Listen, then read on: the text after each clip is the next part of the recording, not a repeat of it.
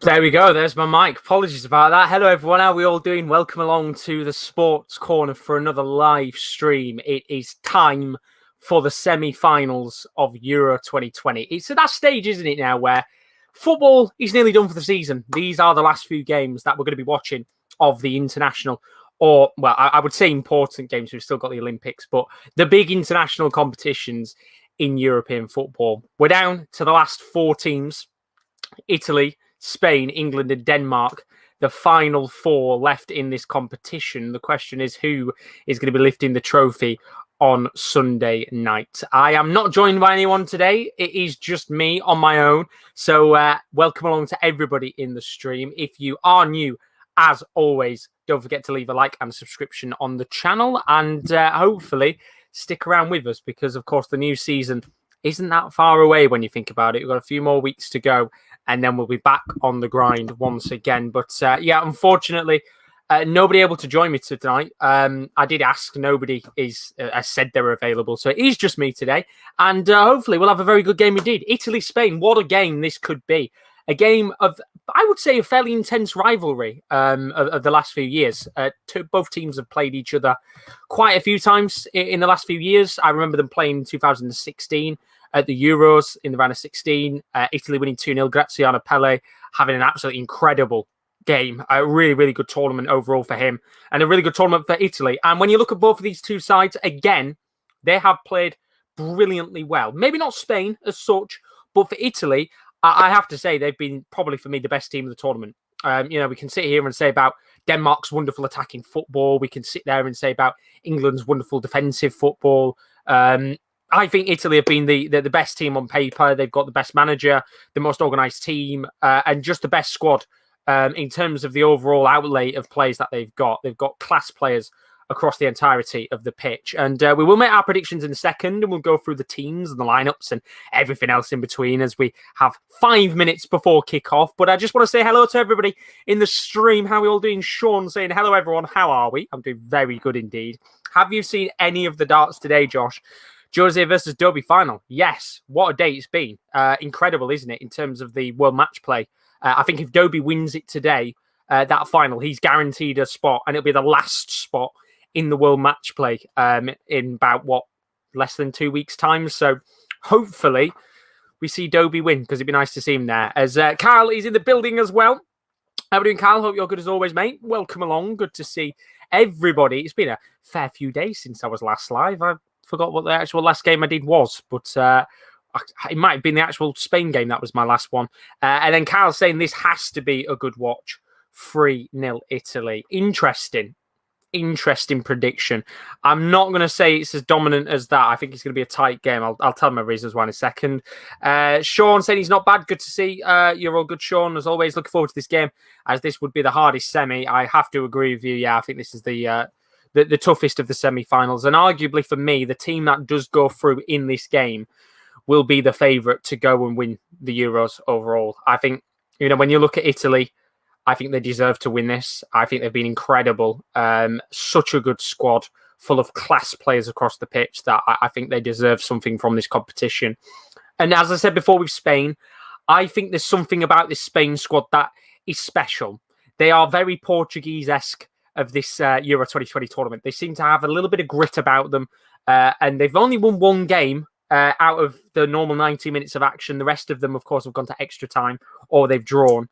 But there's something about this team that they seem to be able to grind out results. And, of course, this is the biggest test I think Spain have had in this tournament so far. This is the biggest game that they've had.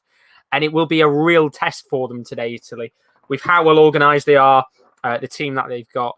And I'm really excited to see how both teams match up against each other, because I do think Italy's going to win this. But I think it's going to be a penalty shootout that decides this. And Spain will somehow be able to hold them all the way. Maybe I'm wrong. But I just think this Spain team has a grit about them.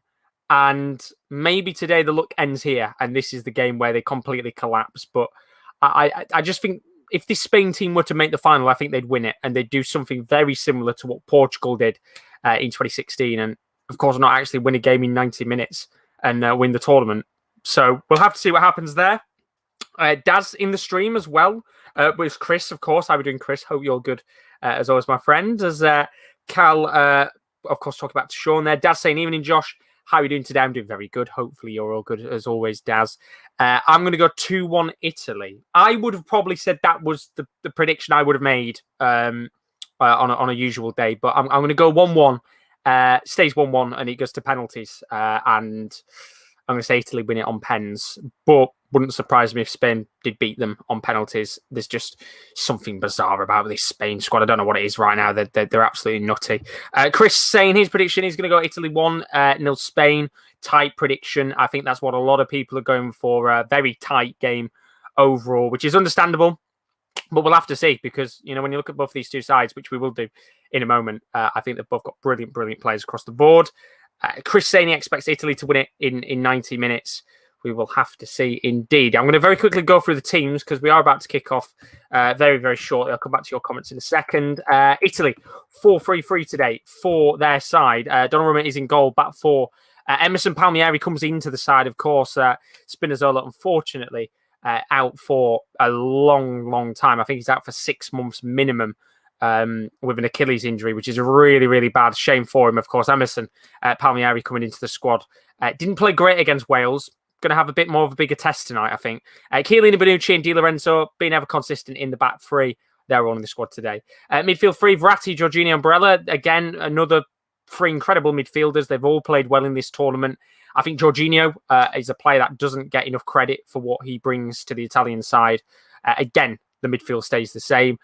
Just like the attack, Insigne, Immobile and Chiesa are the front three. That is unchanged from the previous game. And, well, after an incredible performance, the game that I watched, of course, Belgium-Italy, which was my last match that I covered. What a game that was for Italy. Played incredibly well in that match. And ultimately, I think we're going to see a bit of Insigne magic tonight. I'm not going to lie. On the bench, you can see unchanged. Only kind of difference in the squad is that Alessandro Florenzi is back, which is really, really good to see. Maybe there's a potential chance we see him again at some point in this tournament. But we know, of course, he picked up an injury early on in the Euros. Good to see that he is back in some capacity for the very end of the tournament, which is good to see. As for Spain, they're also going for 4-3-3 today.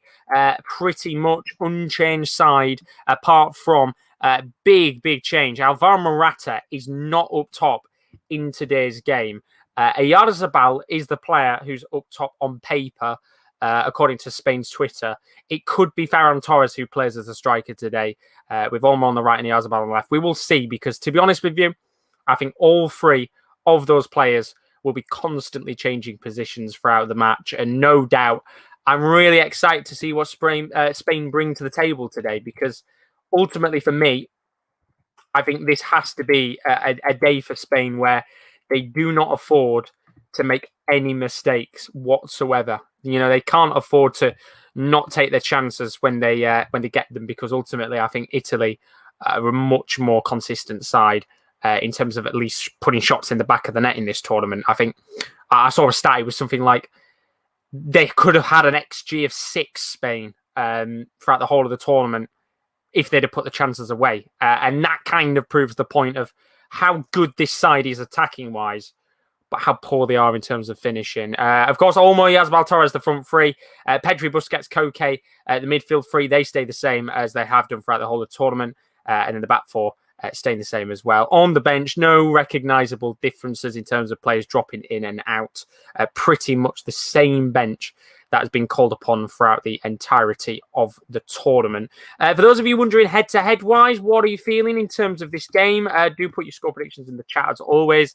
Italy and Spain, they faced off 33 times before in history, which is quite surprising because I actually thought they would have competed against each other a little more than 33 times. But when you actually think about it, 33 times the whole of history isn't a great deal for two squads of an incredibly good calibre and both European nations. But either way, Italy have won the most fixtures out of the two. They've won 12 games. Last match was in 2018. It was a World Cup qualifier, which Spain did win 3-0. The last match, which we spoke about earlier at the Euros, was back in 2016. It was a 2-0 win for Italy. Graziano Pelle was one of the goal scorers. And now they have Immobile up top.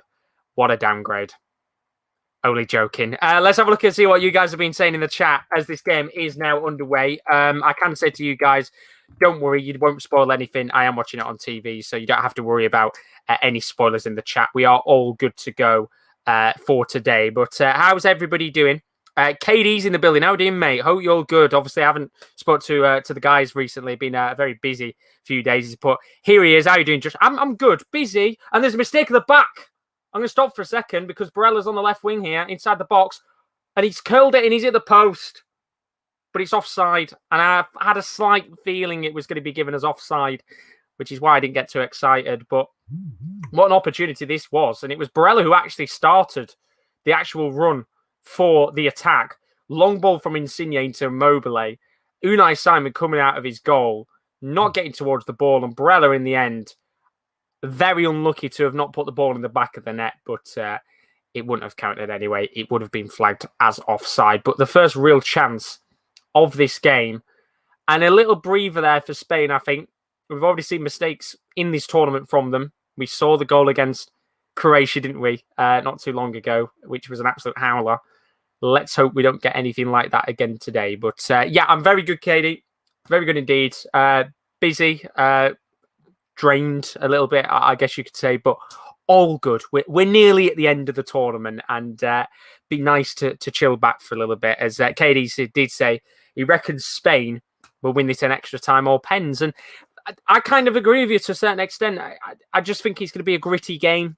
I think Spain will have lots of chances.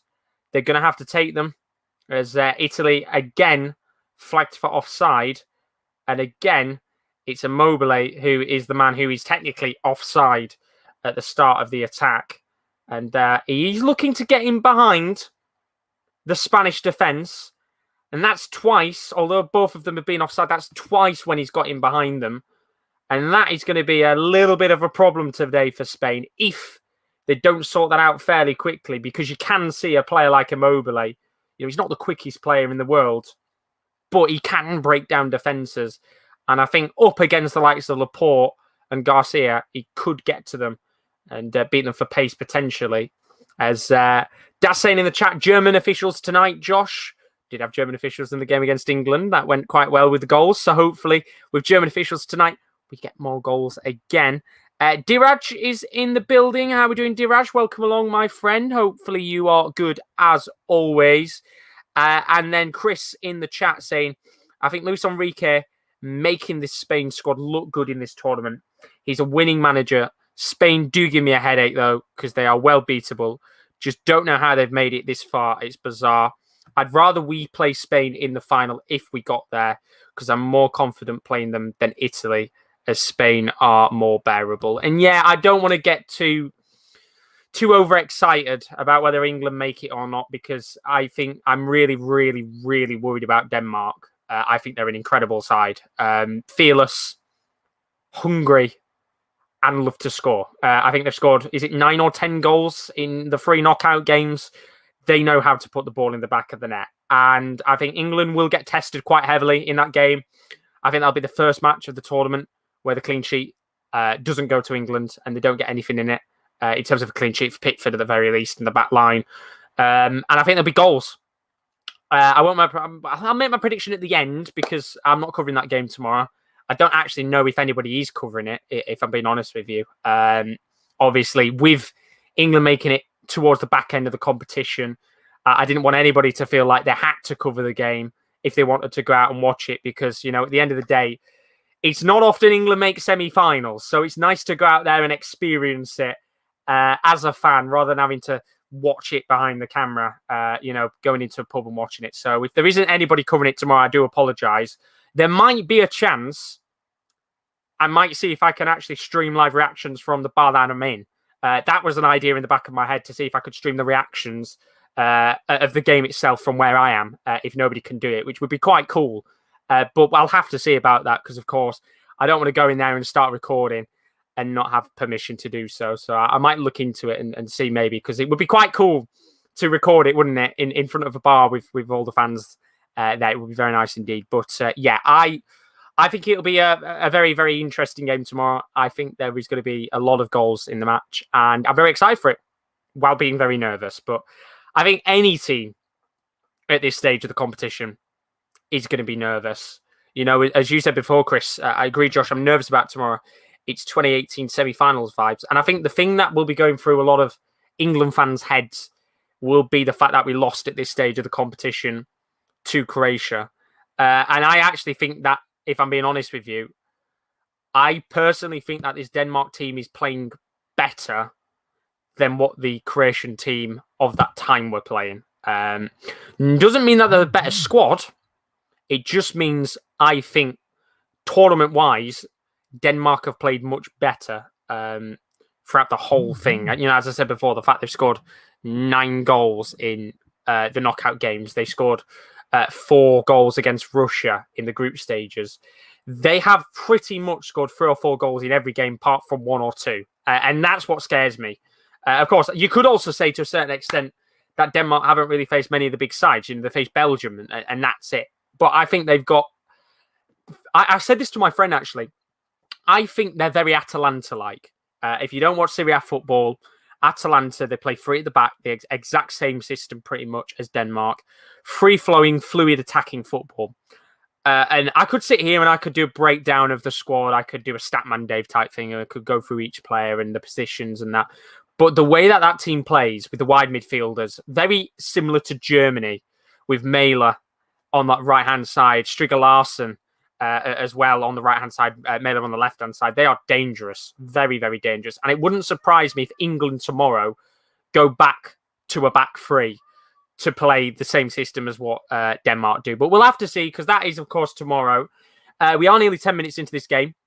0-0 as it stands. Italy with the first real opportunities of the game, one from Barella and a few offside calls for Immobile. But I will have to say, in the last 5 or so minutes of this game, Spain just starting to get a feel for the ball here. It's going to come to Sergio Busquets, who, I've got to say, has been influential to this team since he's come back in.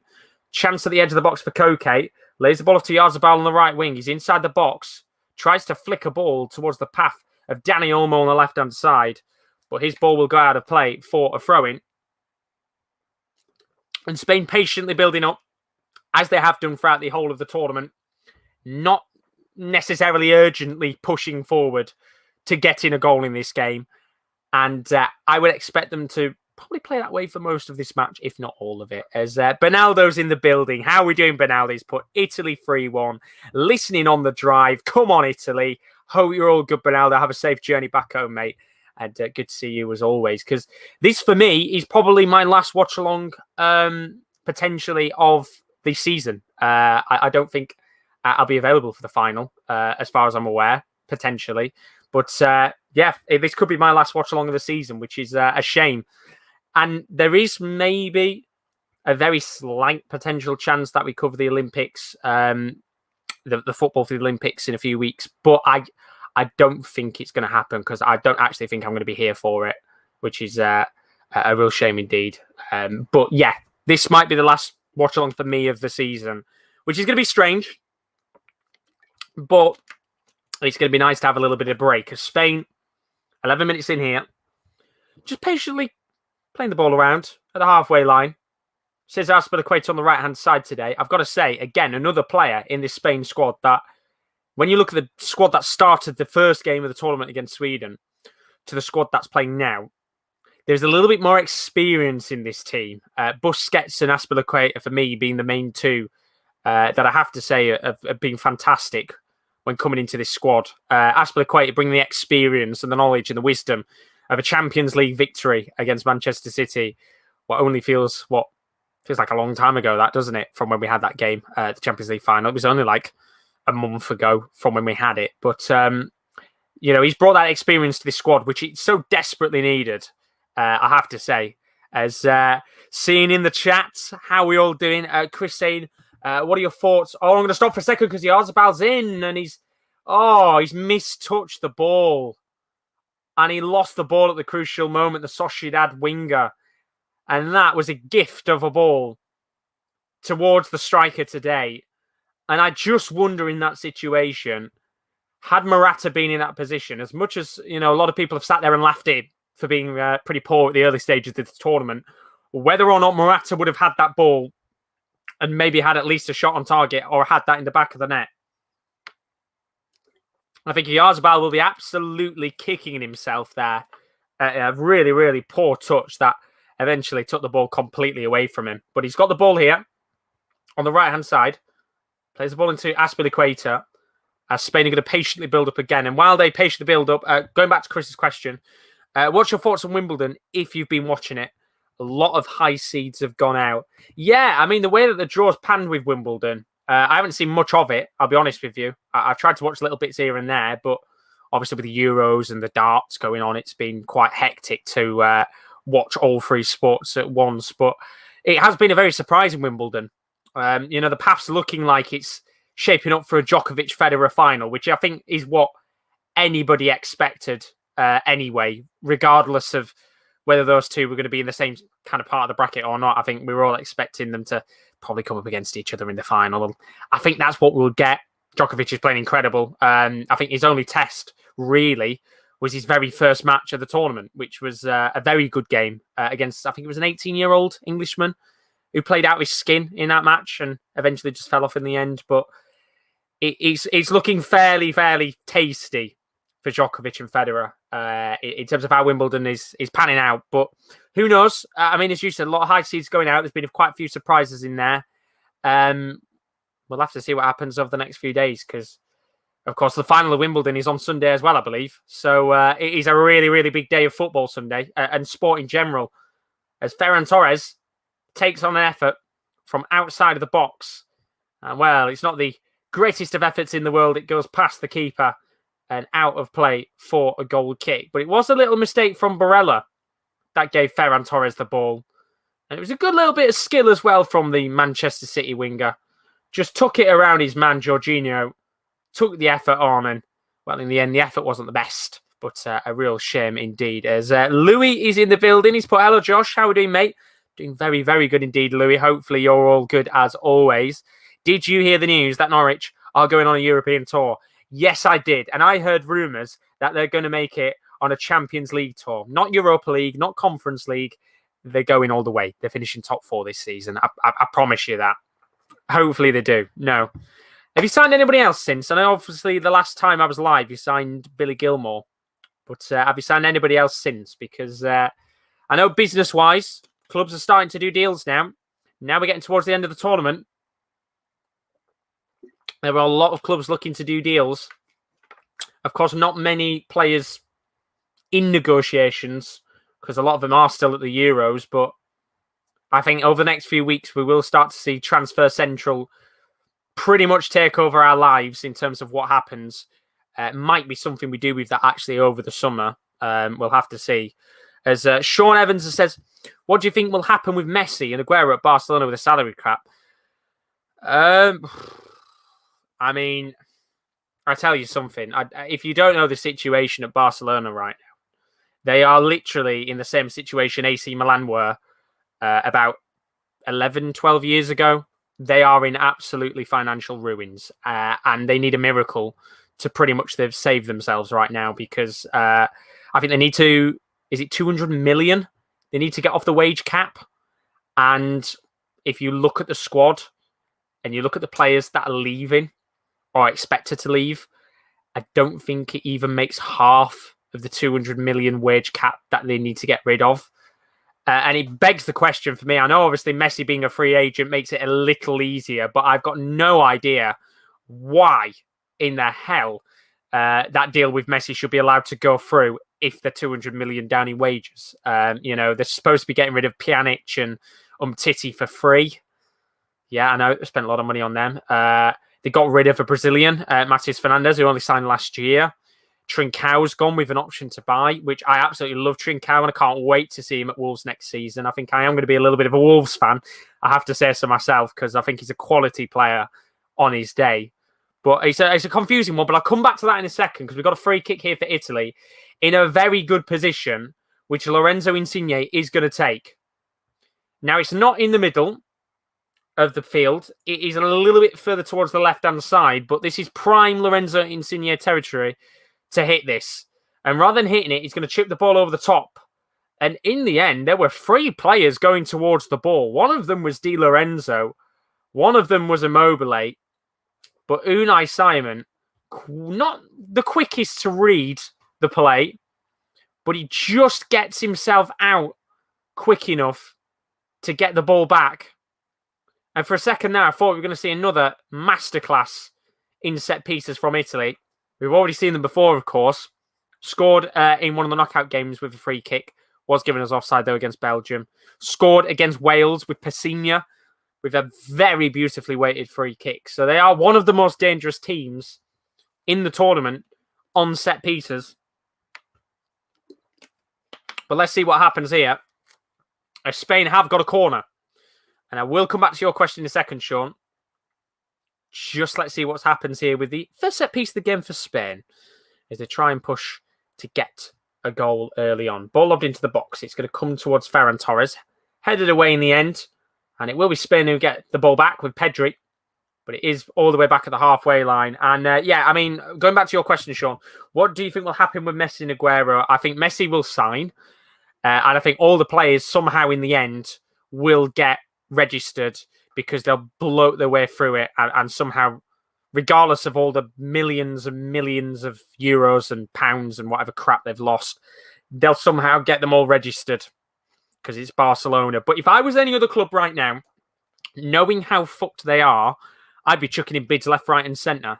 I'd test them. Chucking a £40 million bid for Pedri. Chucking a £50 million bid for Dembele. Really test them right now because if players aren't leaving and not wanting to go, if players don't want the contracts terminated, if they can't get dead weight out of the door, they might have to sell some players that they don't want to. And I think now's the perfect time to see if you can snipe any players away from Barcelona because I think they were saying it's something like they are looking at free agents for the rest of the window, which tells me I've got a strange feeling that Paulinho is going to end up at Barcelona again because he is now a free agent from the Chinese Super League. So I've got a feeling that is a deal that's going to happen, but we'll have to find out. As Chris saying, of course, when I'm saying earlier, James Draper, that's the only test he had, Djokovic, in the first round. Really good game that as well. Very good match. And big credit to Draper because he played fantastically well for pretty much 3/4 of the game. And of course, when Djokovic pretty much got himself ahead, it was game over after that, unfortunately, for him. As Daz has asked in the chat, what changes would you make for tomorrow? As there is a chance here for Immobile. He's inside the box. Unai Simon's out of his goal. Glaze it off to Barella. He's tried to cut in and brilliant defending from Busquets, who reads the game so well. And in the end, Spain are going to get a free kick. But what an opportunity that could have been for Italy to take the lead. And again, Unai Simon. The alarm bells were ringing for Spain there. And it's Insigne on the left-hand side. Unai Simon gambles on the fact that he can get the ball. And in the end, the pass is really well weighted for Insigne to go ahead and try and push further. By the time the ball's fed into the middle of the pitch, Barella gets a touch of the ball. He tries to shimmy his way around Busquets, but he does so well to get a touch on the ball. And again, funnily enough, as we talk about Barcelona, that is one player that unfortunately, and I'm very, very disappointed for him, probably doesn't have much time left at Barcelona, if I'm honest with you, because again, I think a few of the legends of the Barca team might be in contention to maybe be booted out of the door in the future, but we'll have to see. As I will go back to your question, Daz. He asked, what changes would you make for tomorrow from the Ukraine match, if any?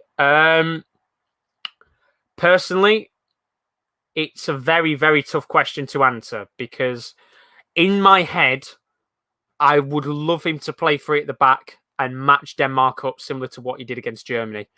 But also, the way we played against Ukraine, I thought was very good. And of course, we in the second half, it got better when the goals went in.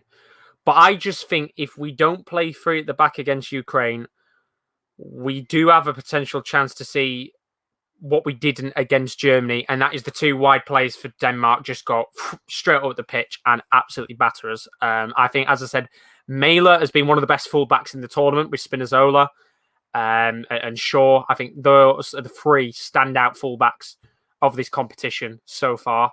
And I think he is the danger man in terms of the midfield section. And I would like to go free at the back. if you were to tell me no, he's not, and he was going to stick with the formation that played against Ukraine, then I wouldn't make any changes apart from maybe play Saka over Sancho. Maybe. But I just think Sancho's just too good enough to drop. But it's so hard. I mean, Chris has said himself, I think it'll be the same team. Saka in for Sancho, like I just said. But I don't know, it'd be understandable to match Denmark. I just think matching Denmark up would be the safest option.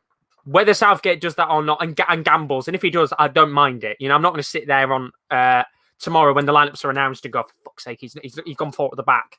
You know, I don't mind. Whatever's going to work. It could be the most boring game in the world, but if we win it 1-0, I don't care. You know, I could sit there and be a nervous wreck for all of the game. But, you know, if we get a win, then I'm fine with it. But I just personally think from my thought, or train of thoughts at the very least, I would go and match Denmark up with the free formation, 3-4-3, like we did against Germany, because I just think that they have got a little bit more of a dangerous approach than Germany did. You know, Germany in that game already before the tournament got to the knockout stages, looked average. You know, they didn't have a great game against Hungary. The only game where they looked good was the Portugal game, where they beat them 4-1. But I just think, for me, Denmark looks so much better, which is why I think we'll get goals, which is what I like to see. You know, I said it before with the Germany game. If we lose and it's a cracker, I'll be gutted, but I don't mind it because at least it's a good game for the neutral. But Louis saying in the chat, being linked with Celtic centre-back Christopher Ayer. Ooh, that is a good deal. Rather go for a better player, and it could be a push. Would like to see Vestergaard at Norwich. Weirder things have happened. I think if you could get Christopher Ayer for cheap, he's a very good player. A very hard worker, I think, in that Celtic squad. And I think more than anything, because right now, with the way that Celtic is and the season that they've had, I just don't think ultimately that Celtic is the right place for him to stay. But there's a chance here for Yarzabal, who's in the box. It's going to come towards Olmo. Takes on a shot. Good save from Donnarumma, who gets down low to the right-hand side of the goal. And that is a good save. And that is the first real effort on target in the match, as it's either going to come forward on the counter-attack. It's going to be Barella on the right-hand side. And in the end, he's going to have to play it back to the halfway line. Time for Italy to patiently build up like Spain do. But a good chance there from Dani Olmo to open the scoring with 25 minutes on the clock. But Sean saying in the chat, apparently PSG have offered Messi a contract. I mean, I'll tell you something right now. I don't know if PSG would be able to do that or not, because the amount of money that they're spending right now is absolutely ludicrous. I think they signed Hakimi today, didn't they? Obviously, Donnarumma, Wijnaldum, Ramos is next. So I don't think PSG would be able to. No, I think they would be able to afford Messi, sorry, but I don't know if it would be financially viable with FFP. But obviously, I don't balance the books. I don't know how the finances work this year. I know they've kind of changed the FFP rules slightly this year because of COVID-19. But Carl saying in the chat, no wonder teams like Barca and maybe Real Madrid and others are maybe in shambles money-wise with the ridiculous amount of money they play for payers and high wages that their players are on. And yeah, I think I was looking today at the wages that some of the players are on. I think Griezmann is on, is it 500 grand a week, Griezmann? He's not worth 500 grand. I don't think he's even worth 300 grand these days. He's a good player on his day, but he's not a 500 grand player. I think it proves in this day and age why clubs have specific wage structures. You know, look at Liverpool, look at Spurs. They have wage structures. I'm going to stop for a second, though, because Olmo's in at the edge of the box. Tries to get around his man. He's gone down, calling for a penalty. He's not going to give it. Referee waves it away. And it will not be a penalty. I think it would have been a free kick more than anything, if I'm being honest with you. But play will continue. And, of course, because I think that was outside the box, I don't actually think it'll be checked for a penalty. But we'll have to see, of course, if the ball does go out of play at any point in the match. But, yeah, as you were saying before, Carl, I think That's why teams have wage structures now, like Liverpool and Spurs. They have to have wage structures because obviously the example with Barca, I don't think it's a problem with the players. I just think Barca are really, really desperate to sign people that they just chuck loads of money at them in the hope that they do sign. Griezmann on 500 grand is just ludicrous. Should never be on 500 grand a week. He's not worth that much and hasn't been worth that much for, you could arguably say, 4 or 5 years now since he was at Atletico Madrid. That was kind of his peak, I guess you could say, as a player. But apart from that, they're in tatters right now, Barca. They're in absolute ruins, and you love to see it because it was inevitable it was going to happen. No offense to Barca. Chris saying PSG and Man City can afford Messi. Oh, yeah, absolutely. Both can afford him. It's just whether or not he's viable enough with FFP. I think PSG could afford him, no problem. But I don't know whether Messi's wages would factor heavily into FFP. The fact that he's a free agent technically is a big, big confidence booster for them because they're not paying any fees for him. But again, I don't know if wages factor into FFP or not, because if they do, then obviously Messi's wages are astronomical and it'll take a lot in terms of the wages that Messi would be paid for PSG to be able to balance the books because, again, they'd have to sell players and things like that. And right now, there's not many players they probably would want to sell. As Chris saying, Messi most likely to PSG if he's going to leave, but I'm pretty sure he'll stay at Barca. Yeah, I think he'll stay at Barca. I think he'll stay at Barca, if I'm honest with you. I think that is pretty much a done deal. And once the books are balanced, that's when they'll announce Messi on a new contract. But it's weird to say, isn't it, right now, that Messi is technically a free agent. And again, I think once Copa America's done, that's when business will get sorted. Players at the end of the day are still in these competitions. The focus is on winning the tournaments. They're not going to care about club football right now. The focus is trying to win this competition. That's the aim. And obviously, for like Messi, for example, trying to win Copa America with Argentina will be the priority right now. Barcelona afterwards. And with the season that Barcelona have had, I'm pretty sure he will be just thinking about Argentina right now and not his club, as it looks like we are going to have a change. Dominic Berardi, tiny shoelaces and getting ready to come on. And it looks like that Italy might be looking to make a change. And I don't know whether this is a change because of an injury or just Mancini maybe making his players aware here that he is not worried about making changes early on, because nobody looks injured. I'm just trying to see any of the front three and see if any of them are kind of hobbling a little bit. I mean, Chiesa looks okay.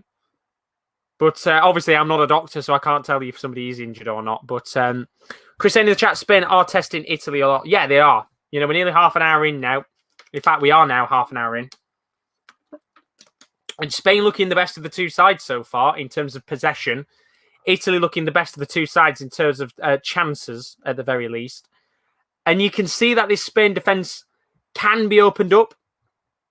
But it's whether or not Italy can be clinical with their chances. Same with Spain. We've seen a few little opportunities in this game where they could have had something, Spain. That Dani Olmo chance and Oyarzabal as well had two very good opportunities. But so far, neither of the teams breaking the deadlock as we are into the final 15 minutes of the first half.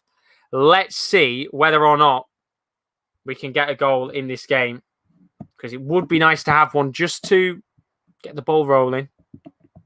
I'd like to see, the scoring opened at the very least in this game, as hopefully we can get ourselves a few goals on the board, as throwing at the halfway line for Italy. And if you've got any other questions in the chat, anything you want to talk about, do jump in there. Of course, we have got another semi-final coming up. That is tomorrow. England against Denmark at Wembley. Of course, all of the competition now in London, at the heart of the central place of England. Here's Dani Olmo, though, going for a long-range effort. And in the end, it's a shot high and wide. As apparently, Dobie's just won against Jose de Souza. That's the deadline for the World Match Play. Top 2 in pro order, guaranteed. Other 14 not guaranteed. I'm pretty sure now that is pretty much done, isn't it, the World Match Play? I think Chris Dobie might have just got the last spot. Obviously, I've been watching it all day, keeping up to date with the scores and that. I had a slight inkling that maybe there was a little chance that Adrian Lewis was going to go on some mad run today, or Raymond van Barneveld. I think it was very unlikely for either of them to get into the match play without winning it. But I think for me now, it's looking like the race for the World Match Play spots is done. I think that might have just got Dobie the position. I think if he makes the round of 16 minimum over the next 2 days, he'll have it in the bag. Absolutely no problem. I think he's a good player on his day and has been much improved in the last few months as well, Dobie, actually. But, you know, we'll have to see. We'll have to see because there's a few other players out there. Watamena this morning was in a fairly good position to go and win the one of the match play spots. But with the way that the draw panned out today, you know, Peter Wright getting knocked out was a big one. Aspinall getting knocked out in the first round was a big one. We lost a lot of players early on, and that opened the draw up for the likes of Dobie and Cleomaka as well, who had a brilliant day as well. Chance here, though, for Immobile. Ball to Insigne on the left wing. He's inside the box. Lovely touch from the Italian. And in the end, it's going to be a goal kick. Good defending from Cesar Azpilicueta, who's had a fairly tough game so far up against the Napoli winger. He has tested Azpilicueta all game long so far with his really, really good runs into the box. And his connection with Immobile has been very good, but they just haven't been able to get, obviously, a goal yet in the game. As Daz has said in the chat, who do you think will win the World Match Play? I personally don't think Price or Van Gerwen are winning it. I've just got a slight feeling someone on the outside is going to win it. Somebody we don't expect. I don't think Van Gerwen's played well. I've seen little glimpses of him in the Pro Tour looking all right. Gerwyn Price has played okay, I will admit. I think he's played pretty decent. A little bit disappointed today losing to Kirkmar, but when you are getting checked out with 170 finishes, when you are getting knocked out from 170 finishes, you know, what can you do? I just personally think if I had to pick one off the top of my head, obviously Clayton would be quite a favourite to go and win it. Vandenberg. I'm going to go Vandenberg. Vandenberg or Gary Anderson. Why not? Sod it. I'm just punting at this stage. As Chris says, Bunting getting a ranking title too previously. Yes, got one yesterday, didn't he? Brilliant for him. Another good day as well for him, getting to the final 8. Fair play to him, Bunting. Back to his best, which is what we like to see. And I can't wait to see him at the match play because I think he's an incredible player on his day when he's playing at his best. But chance here for Spain. Koke just outside the box on the right wing. Spain looking to patiently build up again here with 10 minutes on the clock of the first half, 35 minutes in. Italy 0, Spain 0. Not a great deal to talk about in terms of actual things going on in the match. It has been a fairly comfortably paced game, if that's clutching at straws. It's just not a great deal going on in terms of attacking opportunities. Hopefully we do get one soon, as the ball is lofted along on the left wing to Dani Olmo. Not going to get to him because Di Lorenzo with some brilliant defending. And the ball is going to be played up the field by Donnarumma into Insigne on the left wing. Could be a chance here for Emerson Palmieri to drive forward for Italy. There's 3 runners in front of him. Emerson might go alone. He tries to go alone and in the end goes down expecting a free kick to be given. And the referee instantly tells him to get up and play will continue. And I think Emerson there in a little bit of about 3 or 4 frames of minds there of who to pass the ball to. Didn't really know where to go. And in the end, just decided to run forward and eventually fall down. But again, 2 teams that are finding it very hard to break each other down so far, as I expected. Let's see whether or not one of them can get a goal before half-time. As do keep the comments coming as well. I'd love to see you guys and what you're saying in terms of the darts and things like that. Sean saying, do you honestly think that Dimi will return for a second year in a row?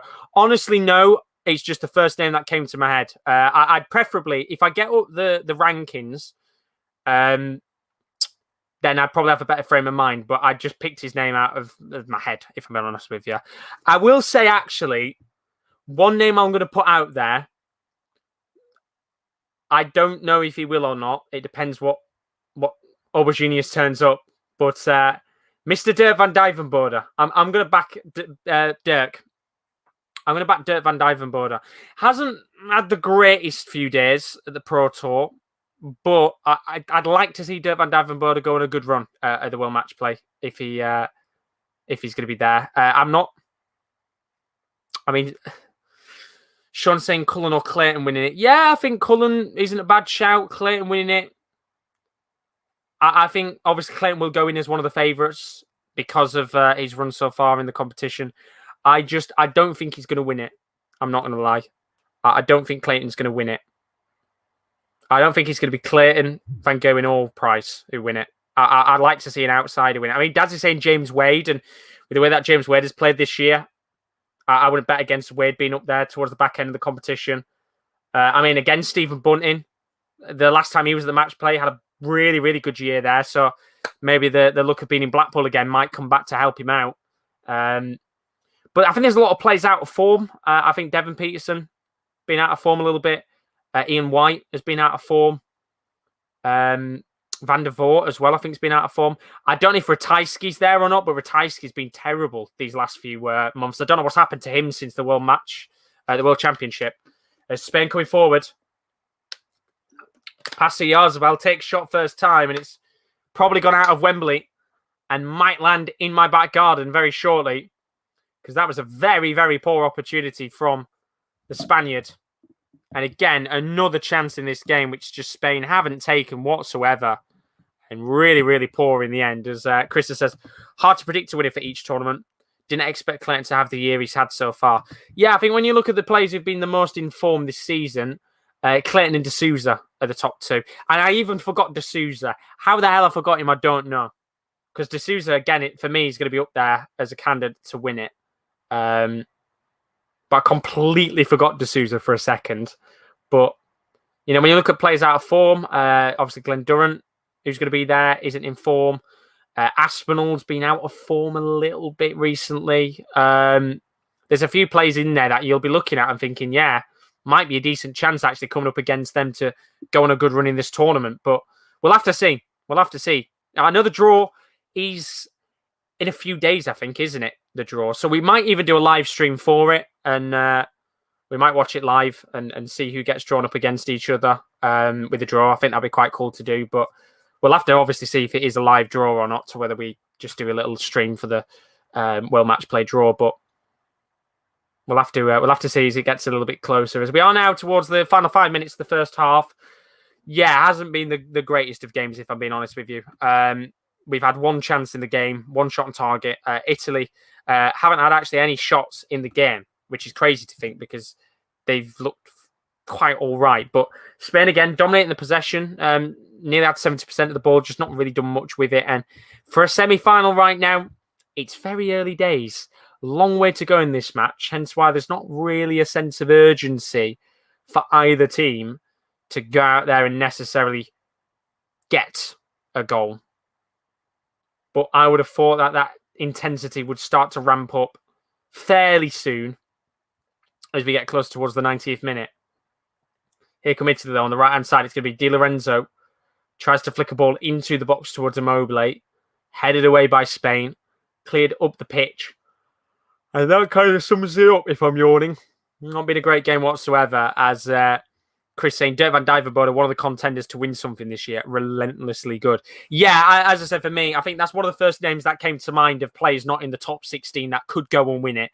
I think he has got a very good chance of going far, considering a lot of the players, in my personal opinion, haven't necessarily played as good as I think most of them would have expected to. And I'm going to very quickly get Dark Connect up, because I want to obviously see, rankings-wise, who is in the decent positions to go far. I mean, I just need to find where the stats are for the tour leaderboard. I think, is that it? No, it's not. Let me try and find it. Is it the match center? Obviously, today's action's done. But I mean, Jose Sousa averaging 104 today and not even winning the game. It's bonkers that. But a chance here for Spain. Dani Olmo, ball lobbed into the path of Pedri. And eventually the pass is a little bit too heavy. And it's going to be a simple save for Donnarumma as Carl's asked, does the ball look different colour compared to previous games, or it's just me? Yeah, they've changed the ball. For the final few games, they've got a different ball for this match. I think they announced it yesterday, I think, or the day before, that there's going to be a different ball for the semi-finals. So it isn't your eyes, Carl. You are all good. Your eyes are not deceiving you. His dad says he thinks the draw is on Thursday. If the draw's on Thursday, then if it's live and there's a way to watch it for free, then yeah, well, we could definitely do a live stream for it. And we could talk through everybody in terms of the rankings and who's where and our favourites to go and win it, potentially. But obviously, I'll find out in due course when that draw is. In fact, I'll have a look now while this game is a little bit dead. But it should be fairly soon, shouldn't it? Because we are getting to that stage now where I'm still waiting for my tickets to come. Still haven't arrived yet, which is very annoying. But the draw, yeah, is going to happen after Super Series on Thursday. So we might have to do a little cheeky stream on Thursday for the World Match Play. But we're into the last minute and a half of this game here. As Chris says, I sound like a broken record every year. I want to see Chizzy or Smith win something this year. Everybody's always backing Smith to win something. And I don't know what it is, but he just feels like... It feels like the Adu of football. The Adu of darts, yeah. The Freddie Adu of darts. He has all the hype and potential, but just hasn't lived up to it. And it would be nice to see Smith win something. I think he's a very good player on his day. It's just he needs to keep himself calm and composed. And we've seen it in Pro Tours, in his Super Series. He's got potential to go and win competitions. He just doesn't show it enough. As Insigne's in the box here on the left wing. Ball played to Emerson Palmieri. Goes for the shot. And in the end, it's a good save from Unai Simon. And in the end, it's actually gone for a goal kick. I thought he got a glove on this in the end. And we'll see from the replay here. But if he did, that was a very good save. Let's have a look at this again. Insigne on the left wing. As I said, been an absolute nightmare up against Azpilicueta in the game. Good ball towards Emerson Palmieri, who does, in the end, take the shot on. And actually, from the angle that I looked at, I don't think Unai Simon does get a touch of the ball in the end. So it looked like a good save for the moment for Unai Simon, but I don't think he's going to be getting a save to his name there, as the ball did go over the goalkeeper. As referee has just blown the whistle for half-time. And, well, I've got to say, it's not been great, has it? Not the most enjoyable semi-final in the world. I have to say, we've had one shot on target in this match, and that is about as good as it gets. Really, really poor semi-final. Both teams, as we expected, very, very tough to break down. Spain with a lot of possession, but surprise, surprise, as they have done throughout the whole of the tournament, don't seem to really be able to get anything going in the final third. And we had one chance for Yarzabal where his touch was poor. We had one opportunity from outside the box from Ferran Torres, which forced a good save from Donnarumma. But apart from that, not really much for Spain. And then as for Italy, first 10 minutes, they looked very lively in the game. There was a few opportunities where Immobile was offside and Unai Simon looked a little bit shaky coming out of his goal once or twice. But they haven't had actually any shots on target in this match. They've had one shot in the game, which was the one chance from Emerson about 5 seconds before the halftime whistle blew. And ultimately, this has been a very, very poor game so far, and it's looking like a chess match in terms of who's going to make it to the final at Wembley on Sunday, which is not been the greatest semi-final, has it? I mean, Carl says he's been a poor watch, expected so much more. And I think we all expected so much more. Two teams that are very contrasting, I could say to a certain extent. You know, Spain, all about the build-up play, calm, composed football. Italy with a set specific game plan, press the ball, very organised. And, well, it's kind of filtered out, hasn't it, this game, to being a really boring game to watch so far. And hopefully, as time goes on, we get to the second half, it's a little bit more desperate, a little bit more urgent, and we do get a good 45 minutes of action to make up for it, because it's not been great so far whatsoever. But what I can say is that we have got more content coming up on the channel over the next few days. So if you are new to the stream, don't forget to leave a like and a subscription. If you are new to the channel, we do a whole host of live watch-alongs on our Sports Corner YouTube channel. Of course, the season is coming towards an end, so there won't be a great deal of watch-alongs to come for the next few months. But when the season is back, a few weeks into it, we'll be back with plenty of watch-alongs and no doubt lots more content on the channel. And talking about content, this is what's to come on the channel over the next few days. As you can see, the second half of Italy-Spain coming up in just a few minutes' time. We'll have England-Denmark tomorrow. I think we'll have it. I'm not going to lie. It will be at 10 to 8 if someone is streaming it. I'm not going to lie. I don't have any knowledge of if anybody is covering it. Again, because England have made a semi-final, I don't know if anybody will be covering it. Of course, it's not often England do make semi-finals. So if everybody is out watching the game, then I do apologise for the fact that there isn't a stream. I am maybe looking into streaming my reaction live from the bar that I'm going to be at for the game. So that would be pretty cool if I was able to do that. I'm going to try and see if it's possible, but I can't guarantee it if nobody is covering the game. But if there is somebody covering the game, then they'll be live tomorrow from 10 to 8 for that match. And then, of course, the big game, the one we've all been waiting for. One of those four teams, or two of those four teams, are going to be in the final. One of those are going to be winning it. 7:45 on the 11th of July. Let's hope England win it. Unless you are an Italian, Spanish, or Danish fan. Don't forget, you can check our social media as always. Twitter is at _top corner, and our Instagram is _sportscorner_. Do go and check those out. The links are in the description as always. So do go specifically check the Twitter out if you want to see when we do go live on our YouTube channel. And of course, keep up to date with everything that's coming in the future on the channel, as we are getting, as I said, towards the end of the season. These are the last games pretty much.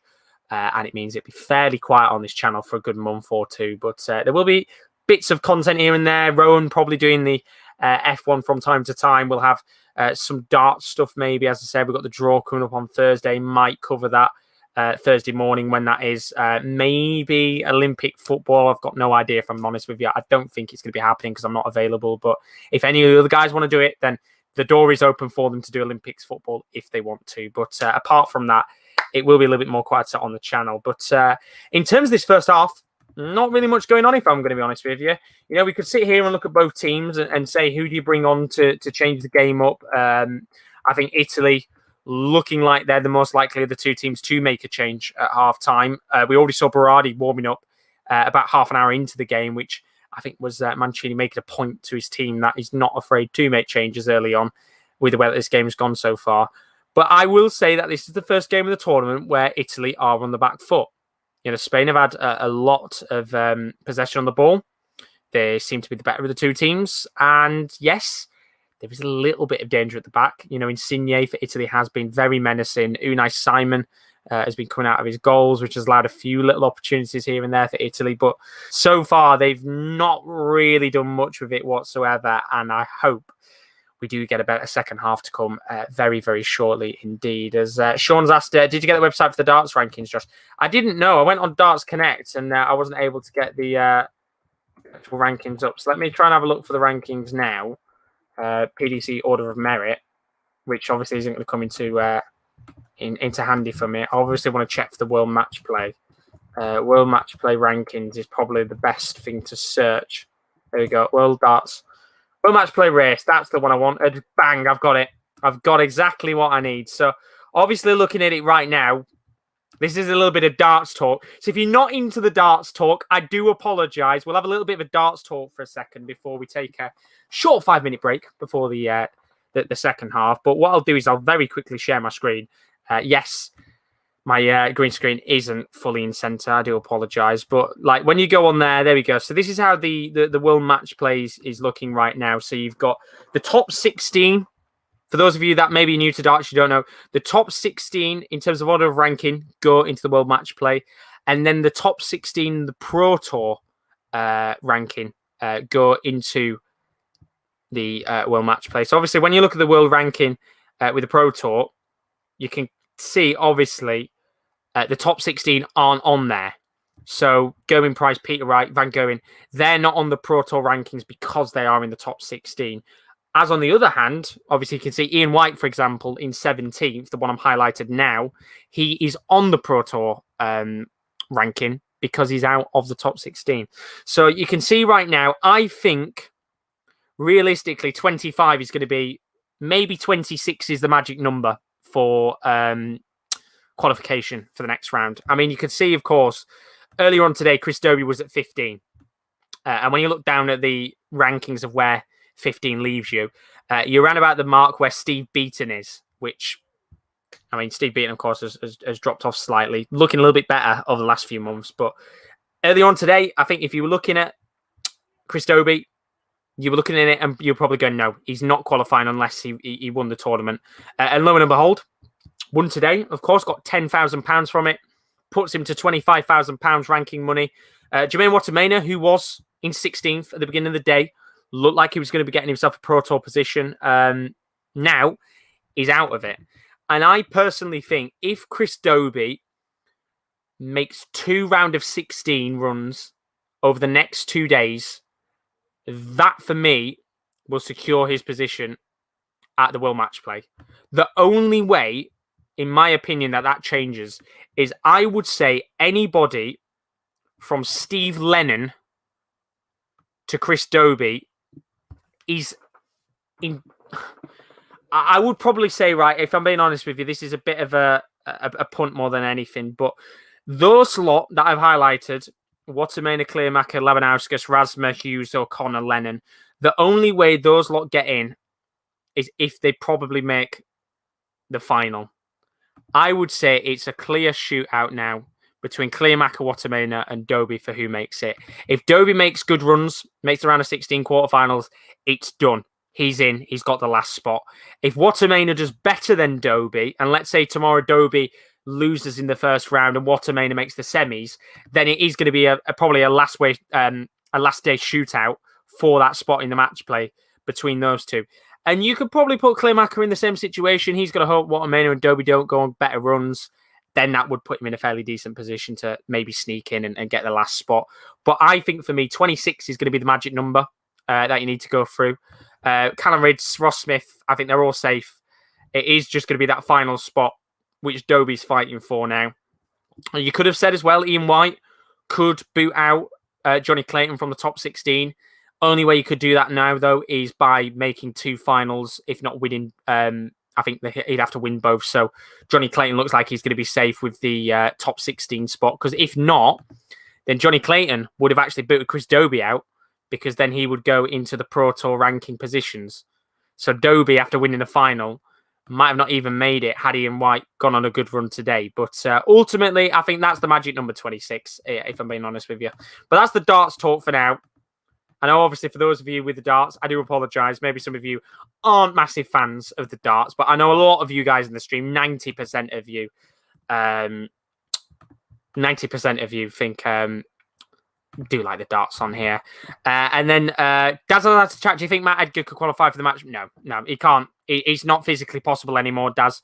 I think Matthew Edgar on the rankings is 79th with £6,500. Even if he won the next 2 Super Series, he still wouldn't make it. Regardless, he would have to rely on everybody else above him, and that would be, how many people would it be? So he's 79th.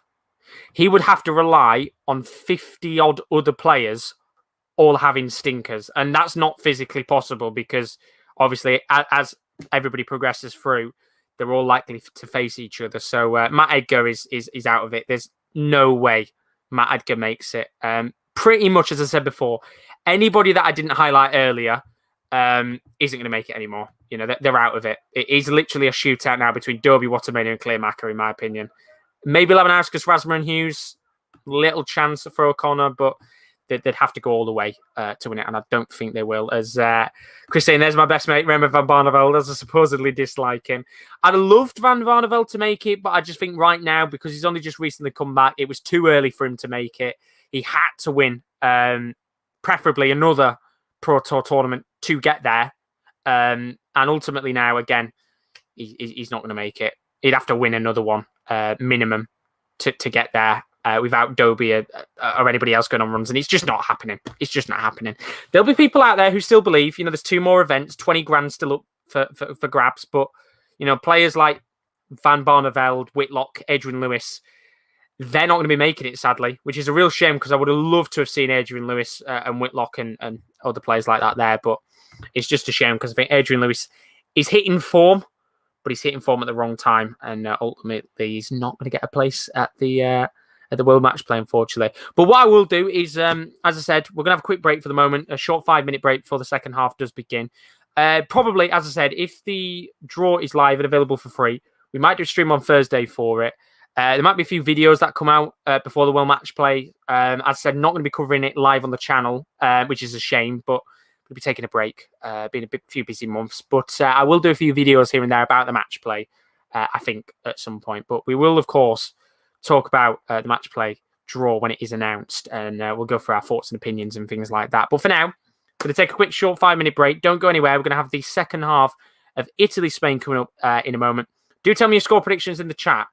Have your score predictions changed after what has not been a great first half? Or do you think we might go all the way to extra time and penalties? We'll have to find out, but I will be back in a few minutes for the second half. Don't go.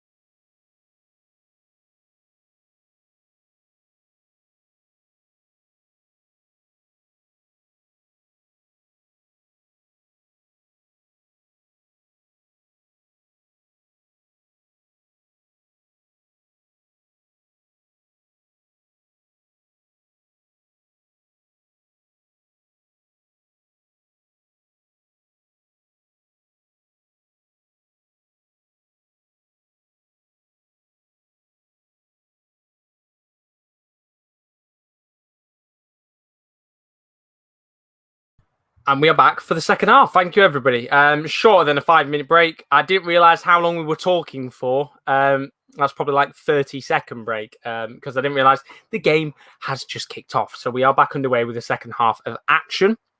I will read out your questions. Again, if you want to keep the darts questions coming, it might make my life easier because this first half was a really, really dross first half. Bloody hell. I mean, it must have put a few people to sleep. But look, every game's not going to be a cracker. And ultimately, yeah, in the end, it is a very, very tight-knit game, this one. And we'll have to see what happens in this match as we get underway with the second half. Cal said I'm going to stick with my Italy 3-0 if I believe it will happen. Let's hope it does, because then at least we get some goals in this game. But Chris did say in the chat about the darts, do you think qualification for match play is harsh after Whitlock missing out? I mean, right, I think it's one of those where ultimately I would say no. There'll be people out there who will argue and say, look, the world match play system, the way that players qualify is harsh because obviously you've got to be in the top 16 or you've got to go on good runs in the Pro Tour.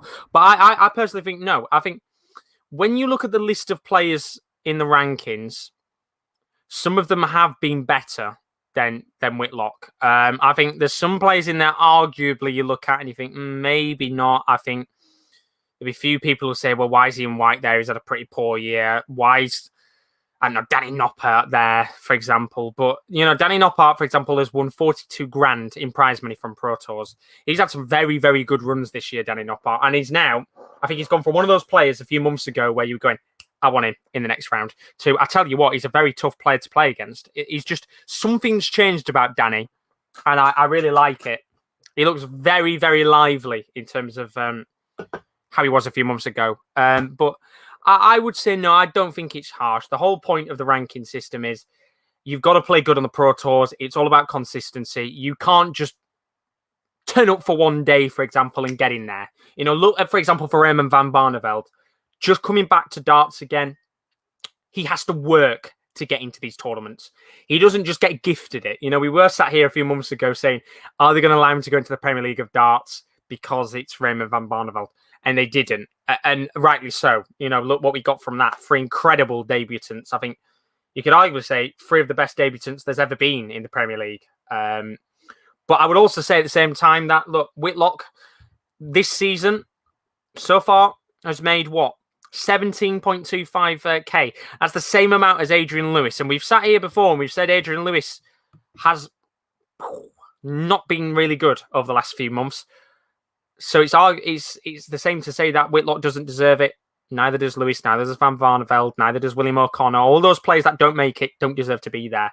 But what I will say is that I'm very excited to see Adrian Lewis in the near future because he seems to have changed his tune recently. And I'm hoping that this isn't just a short burst of confidence from him because on the Pro Tour of the last few weeks, he's looked very good.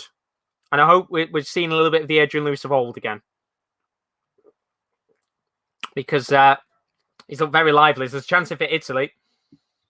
Chance taken on by Immobile. He was bodied by 2 Italian players in the end. But it will go out of play for a goal kick, I think. As Chris has said in the chat, I agree, Josh. I don't think it's harsh. What's the point of the Pro Tour rankings? Give everyone a fair chance. Yeah, exactly. You know, they could have arguably said, right, okay, we'll just do it based on the top 32 ranked players in the world. But, you know, if I'm looking at the top 32 right now, for example, Demon Heta, who is currently ranked 45th in the world, would have missed out. Devon Peterson, who is ranked 26th in the world, would have been in there. Brendan Dolan, just ranked 32nd in the world, would have just squeezed in. Stephen Bunting is the prime example of a player who, you know, not long ago wouldn't have made it unless he went on that run at the World Championship. Fair play to him. Callum Ridds, for example, is 54th in the world. Wouldn't have made it, would have been nowhere near it. But because of how well he's played on the Pro Tour, he's in there, and a credit to him. And it's like, it's nice to see a little bit of differences in tournaments. You don't want the same 32 players always in there constantly, or else it just gets a little bit boring. So it's nice to see when Demon Heta makes it in there. It's nice to see when Callum Ridds makes it in there. And again, Demon Heta's another one for me who's been absolutely fantastic at the Pro Tour recently. Caught lobbed in by Spain. Come towards the near post, headed away. Another chance maybe for Spain here. He has well on the left wing. Could be a chance for Koke. Tries to feed the ball to Alba, doesn't get to him in the end. And Italy will get a free kick. But for me, it's one of those where everybody's in a good position to being within a chance of making the World Match Play. And it's one of the favourite tournaments for everybody. We absolutely love it. But Busquets has just got into the book, which means that Busquets, if Spain make the final, will not be playing in it. He will be suspended for it, which is very, very disappointing for him, I think. I'm pretty sure he'll be suspended for it, from what they've just said. I don't know if it's been... I thought that card's got rescinded at this stage of the competition, but maybe I'm wrong. Maybe I am wrong. Chris saying qualification for every tournament is spot on, especially the Worlds where you see players make their debut. UK Open is best for qualification. You see players you've not heard of. Yeah, definitely. I was listening to a conversation today. It was a conversation on which tournaments deserve to stay and which tournaments should go. And somebody was making the argument about they didn't like the Premier League because 16 of the 17 nights are pointless, but they'll never get rid of it because it makes a hell of a lot of money and it's a big cash grab for them. And I understand to a certain extent. I do think there's a lot of nights where ultimately it doesn't mean anything. You could turn up to finals nights, have a terrible 4 or 5 nights, made it into the top 4 somehow, and then have the best night of your life and win the tournament. Fair dues. I understand that to a certain extent. But we're going to stop for a second here because chance for Busquets, who's gone for goal, and that's the best chance of the game, in my opinion. And the man who just got booked, very nearly opened the scoring from just outside the box. And it's not often you get to say Busquets is scoring goals, but that was a very good chance for the Barcelona midfielder. Gets to the edge of the box, takes on a really good effort, tries to curl the ball towards the top right-hand corner. But in the end, I think he just gets a little bit too much power on the shot, which sends it blazing over the bar for Donnarumma. And a very nervous moment in the game there. And a chance now for Italy as Lorenzo Insigne drives forward on the left wing. He's got numbers forward. Ball switched to Barella. Was going to go for the volley from outside the box. He's gone to Chiesa instead. What can he do? Takes the shot on. And in the end, Unai Simon with a fairly comfortable save. And that might just be the moment that brings this game to life. 2 very good opportunities in the space of about 60 seconds. And we see the instant counter-attack from Italy as they get straight up the pitch from their goal kick. And it was a decent chance for Chiesa. He didn't get as much power as I think he'd like on it. A little bit too poorly hit, which allowed Unai Simon to make a fairly simple save in the end. But a decent chance, and that'll be the first chance on target for Italy in the match. And it's not often we've said in this competition Italy haven't done much. And it's took them 53 minutes to liven up in this game. But hopefully it means we do have a very lively second half. As Chris said, only thing I would like to change in darts is likes of tournaments like Masters Premier League, for example, are not ranked tournaments. Change them to ranked tournaments. I think the only problem then you've got is who gets invited and who doesn't. That's the only issue with the Premier League. I understand the point everybody was making, with Johnny Clayton, the fact that the Masters and the Premier League, they don't get money for. But I think the Masters, the problem is with those 2 tournaments is the way that they are formatted. It's very hard to make them ranked tournaments just because then it would put such a gap between the top 32 and the rest of the pack. You'd already have a big enough gap with the top 8 and those of them that make the Premier League because, of course, they all get money regardless of where they finish. So it'd be one of those at the end of the day where they get extra money anyway. And I just think it's very hard then to make those tournaments worth it because the gap between the top 32 would just get ridiculous. And even then, I think you could look at the gap between the players that go through the top 8, I guess you could say, usually the ones that go through to the Premier League. It would just be such a big gap. As Cass says, they are wiped. I thought they were. I don't know why they were saying. It just sounded like on commentary. I haven't really got it up loud. My hearing's terrible. It did sound like they said Busquets was suspended for the final, but I thought they did wipe the yellow cards away after the quarters. Yellows are wiped after quarterfinals, so the only way they miss finals is if they get a red. I don't really agree with that. Yeah, I'm always in the boat. that they should just stick for the whole competition.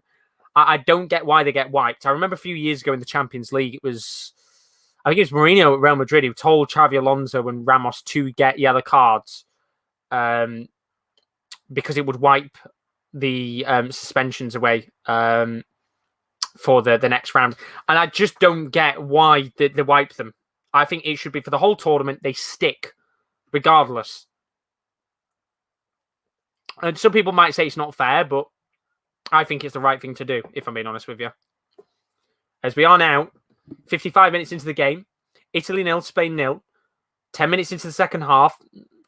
Honestly, usually, I'd sit there and commentate a game quite comfortably, but there's not much to talk about. I mean, the second half's got much better. There's a bit more of a pace to the game. As you'd expect, the clock is ticking on. We're getting a little bit more urgency now from both sides, trying to get that goal. And there might be a chance here for, but not Barcelona, for Spain. It's Pedri. Ball played towards Ferran Torres at the edge of the box. Tries to take the shot. Good block from Di Lorenzo. And Italy will get the ball back with Insigne. And I very nearly said a chance for Barcelona just because it's Pedri. But it was a chance for Spain, at the very least. But yeah, there's not a great deal to talk about. And it's like, in these types of games, it's hard, isn't it, to commentate for 90 minutes on a match when there's not a great deal going on, which is why we probably spoke more darts than we have football tonight. But we're in a good position, aren't we, in the world right now with sport? This time last year, we were sat here going, bloody hell, there's nothing to watch. We were all watching Bundesliga, which, to be fair, we all still are anyway. But now we've got Wimbledon, we've got the Olympics in a few weeks, we've got Euros, we've got the darts. Everything is back on, and it's brilliant to see. Absolutely fantastic. You know, if you sat there right now thinking there's no sports to watch, then there's something wrong with you, because there bloody is right now. So much good sport. And even then after this, we've got a few more competitions going on as well. Friendlies as the clubs get ready for the season. Chris, of course, saying got fans back in stadiums and arenas too. Tell you I'll be going to a Rotherham game while I'm at home as there's a long-range effort, which is comfortably saved by Donnarumma. Yazabal let him rip from about 35 yards out. And I thought for a second it was going to be a bit of long-range magic tonight. That was going to be the difference maker. But you actually look at the shot, and it was always rising. And in the end, again, another comfortable save for Donnarumma, who's not really had much to do in this tournament so far. Here's Immobile, though. Up against Laporte. Done very, very well against him. Takes on his man.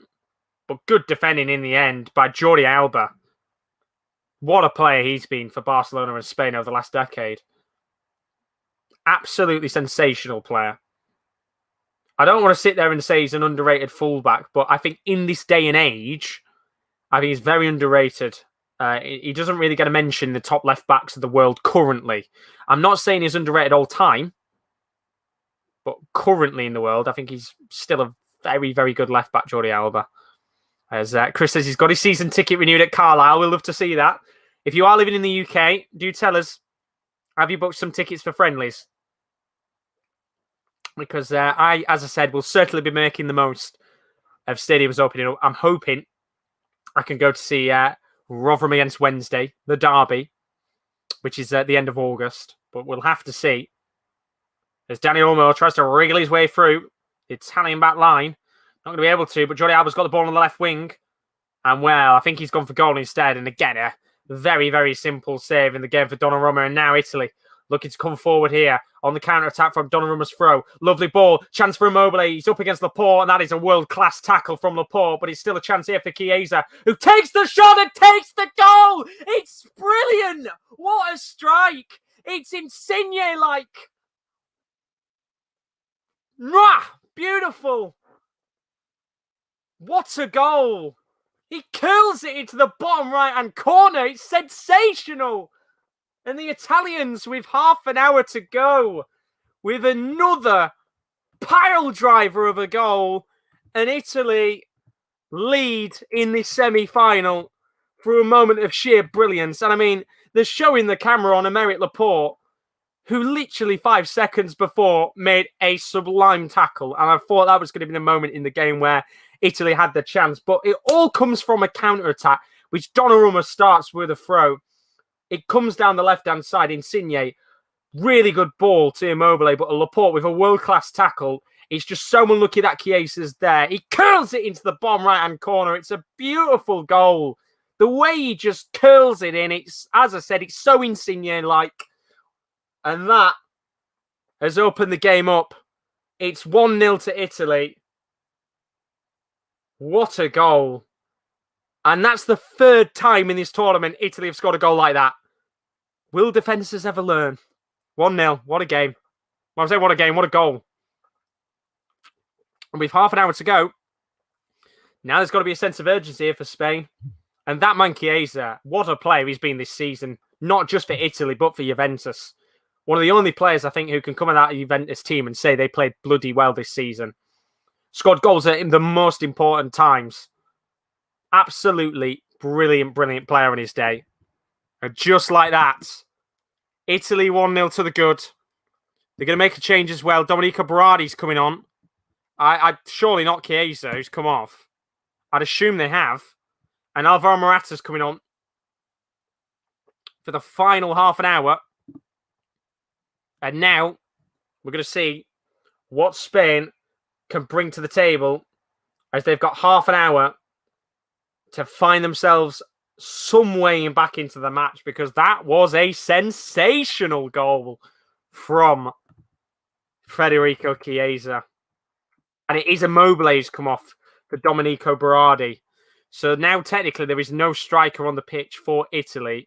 I would assume Chiesa has probably gone up top for Spain. But I think the Italians would say sensazionale. Beautiful. Absolutely beautiful. What a goal. So, Dad say, where's the clock, the scoreboard? We're on StreamYard. We can't have the scoreboard up when we're on StreamYard. It says it in the top right-hand corner. Powered by StreamYard.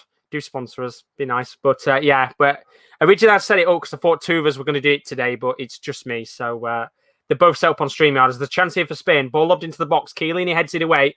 Corner for Spain. Now this game's come to life.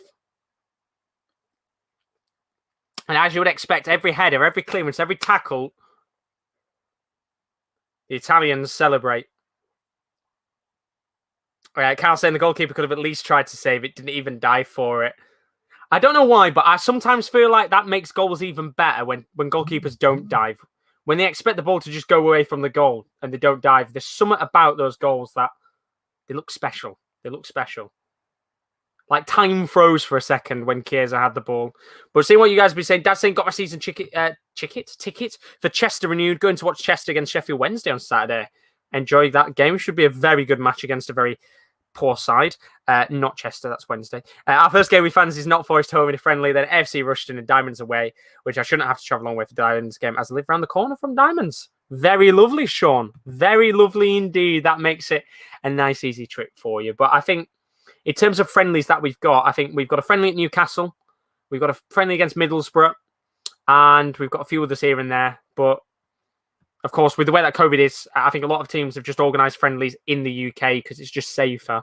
Although, saying that, I think we're apparently supposed to be going to Budapest for a week or two. Who knows?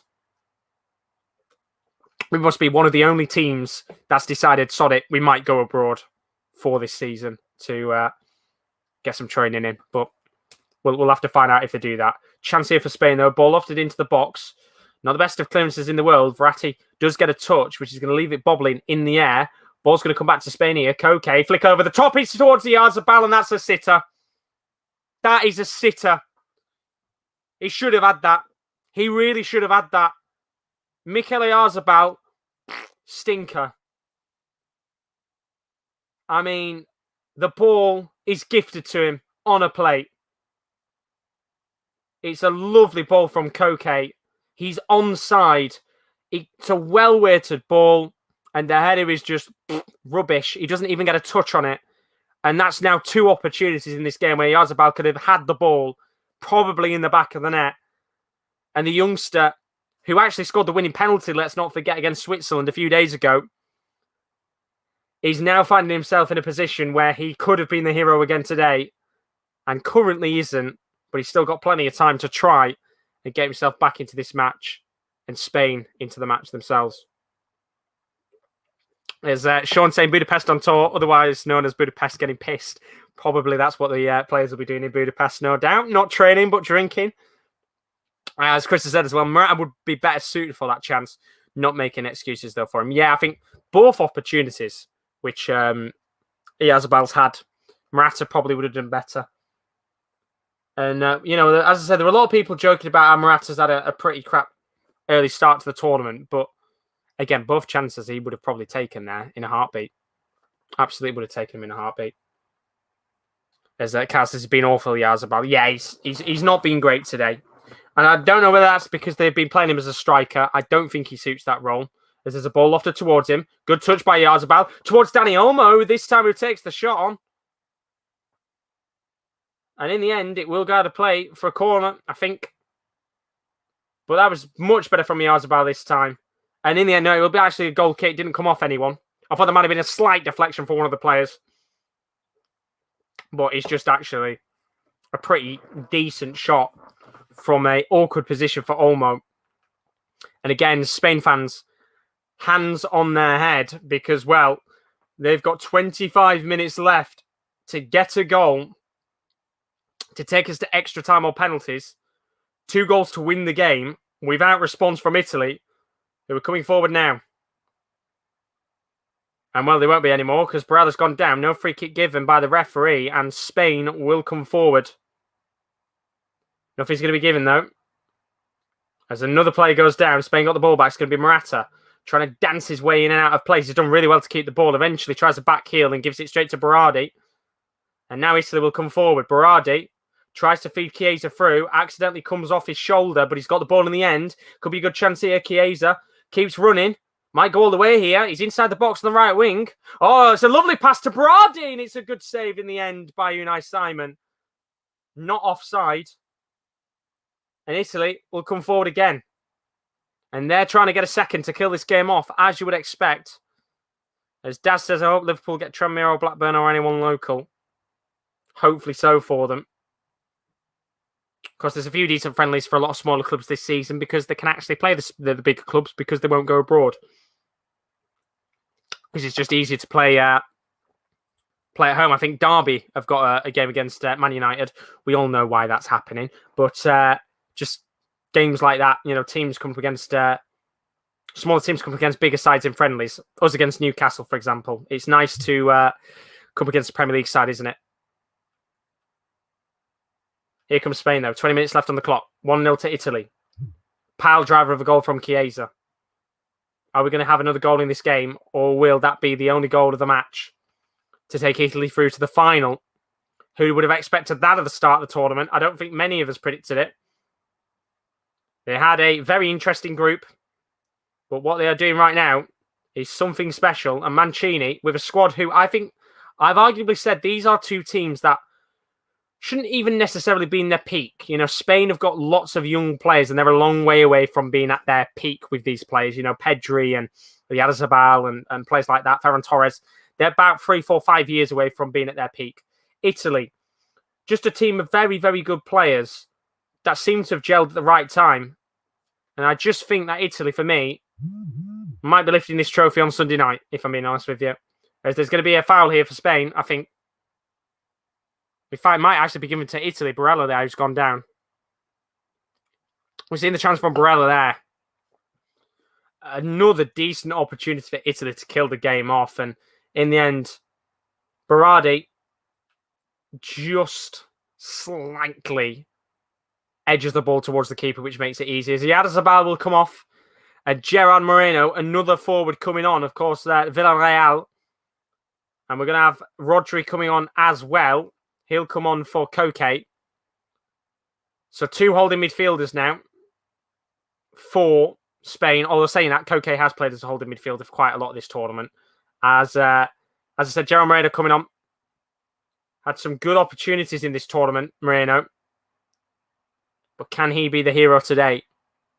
As Chris said, last time Liverpool played Norwich on opening weekend, Liverpool went on to win the league.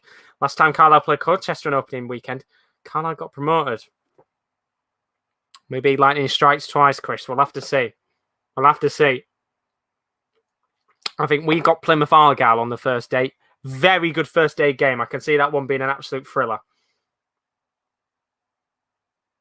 Plymouth are a weird side. They love to score, but also love to concede, a bit like us. Chancellor here for Spain. Ball on the right wing. First touches of the ball for Rodri. Into his Spanish teammate Laporte. But it feels weird for him to be on there. Ball lofted up long. João Moreno gets the header on it. Chiellini then heads away. Going to come back to Spain again at the edge of the box. Dani Olmo. Pedri. Heavy ball towards Jordi Alba, who does his best to keep the ball in. It's flicked up. Donnarumma's missed it. And in the end, it's going to be given as a foul. And well, again, I'm not going to lie. I don't think there was much in that, if I'm being honest with you. We'll see the replay again here. Yeah, there's not much in that, really. I have to say, we said about this before. I think a lot of goalkeepers get too much... I don't know what the word is off the top of my head, but basically they get too much appreciation from referees in terms of decisions made. I don't think that's a free kick. It's a slight graze of the bat from Aspilicueta. Might be a chance here, though, for Italy. Going to come forward. Lots of space. Berardi on the right wing. This could be a good opportunity. The Berardi going to keep going forward. Oh, and he just accidentally, I think, tried to do a few skills here and there. It came off his own foot, but luckily, he has got a corner out of it because it did come off a Spanish player. And a chance maybe here from the set piece for Italy to get something, as Dad says he hopes Thiago gets some game time. He might come on. We've got 20 minutes left, long time to go, but it's going to be a throw-in, sorry, for Italy. Not a corner. As Peter's in the building. How are we doing, my friend? Hope you're good as always, mate. Welcome along. Is it coming home, mate? I haven't seen you in a while. Is it coming home, Peter? I tell you what, at the beginning of the tournament, we sat here, mate. Me and you. We were talking about what was going to happen. You said it was coming home. You've believed all the way. We've got 2 more games. Let's hope that it does happen. Last time England beat Germany was in 1966 when we went on to win the World Cup. It's coming home. That's what we love to see, Peter. I'm riding the wave. I'm riding the wave. That's all I'll say. I'm enjoying it. You know, it's not often, especially with all of the or everything going on in the world right now. Let's just enjoy it. As Bobby's in the chat, says, "Wow, Denmark's opponents look good tonight." I'll tell you what, though, Italy v Denmark would actually be a very good game. Not even going to lie about that. I think they are 2 teams that I don't really know what would happen in a game like that. I just think they're 2 very well-structured sides. And I think it'd be a tight game. But if they were to make a final, who would have put money on Italy versus Denmark as a final? I don't think there's anybody in the world who put money on that at the beginning of the tournament. As we are going to get a few changes for Italy. Pessina is coming on. Toloi is coming on. And I think Florenzi is coming on as well. So a few changes for them.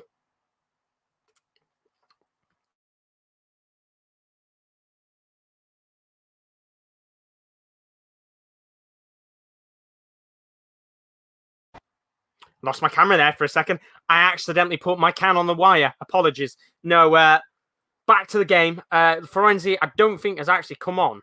I'll find out in a second if he did or not. Might have just missed it for the moment while my camera went. Whoopsie.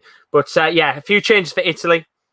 Obviously, not resting players, but there'll be a sense here that if they can get a second in this game and kill it off, then you know they're all good and they're pretty much going to be through to the final. But what do you think the final's going to be? Do tell us. What do you think the final is going to be? As Bob's saying, this is England's first time in over 50 years and they're going further than Wales in a major tournament. I'm guessing you're a Welsh fan, Bob. I'm guessing you're a Welsh fan. When both have qualified. That's mad, though. I mean, it's not good enough, isn't it? From an English perspective, it's not good enough. You know, when you look back at some of the teams England have had and the players that they had, I don't think it's acceptable for England to have waited this long to make semi-finals. But if you are a Welsh fan, good times in 2016. I'll be honest with you, I genuinely did think the good times were going to happen again for Wales when they come up against Denmark. I genuinely thought, and I sat there originally with my friend when we were in, I think it was just after the group stages of finish. I really, really wanted an England-Wales semi-final. I really wanted an England-Wales semi-final. I think that would have been absolutely bonkers at London. I think it would have been 60,000 65,000 English and Welsh fans in London. What a game that would have been. Unfortunately, obviously, it didn't happen. I'll take England-Denmark. I think that's a very good game within itself. But seeing what you guys have said, Chris saying I expected Italy versus England. I still don't trust England for some reason. Neither do I. Carl saying Italy versus Denmark. And then Daz saying England versus Italy, England to win it. Daz is expecting England to go all the way, which would be pretty nice. And then Bob saying 2016 was a good time. Bale pretty much carried us. I'll always remember the free kick he scored in that game, 2016. That free kick he scored. What a goal that was. And then, of course, the Hal Robson-Kanu goal against Belgium. That was the best goal of the tournament for me, up there with the Shaqiri one. There might be a chance here, though, for Spain. Morata's in on the right wing, tries to lay the ball in. Eventually, he's going to get a corner from it. And it's going to be a corner for Spain. And I think, well, I mean, Danny Mills on commentary is saying he should have hit it. I think that's a little bit of an awkward angle for Morata to be hitting that. Probably, yeah, should have maybe have gone for goal, but in the end, he's got a corner out of it. Let's see if Spain can make anything from it, but I will see your comments in a second. Ball lobbed into the box. Headed away very simply by Berardi. Very, very simply by Berardi. And with 14 minutes left, I think you would expect Spain to probably have most of the ball for the final 14 minutes and see if they can get a goal to take us to extra time or penalties. But Peter saying, oh my God, England could be left with easy teams and Chris will still be pessimistic. Come back to this comment. It's coming home. I said at the start of the tournament, it's going to be right. It's coming home. If you don't know, Peter and Chris, they love each other. I think, as friends in the chat. It's always lively when Peter and Chris are around. They are the Roy Keane and Patrick Vieira of the comments. We love it. They bring the drama when there's nothing going on, and we like it. As there's a ball over the top towards Insigne, and well, Unai Simon, who had to hit the ball away, it actually comes off the back of Laporte, and it'll go out of play for an Italian throw-in, I think. But again, just one long ball over the top for Italy. And I tell you something, Spain looking nervous at the back again. As Dad says, what do you think of Danny Makelele, Josh? I'm not going to lie. I don't really know much about him, if I'm being honest with you.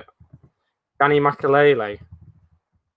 I mean, I'll be honest with you. I genuinely I can't say anything about the referee. I don't really know referees well enough to be able to say if I like them or not. At the end of the day, for me, with a referee, if they just ref the game right and they make the right decisions, we're all happy.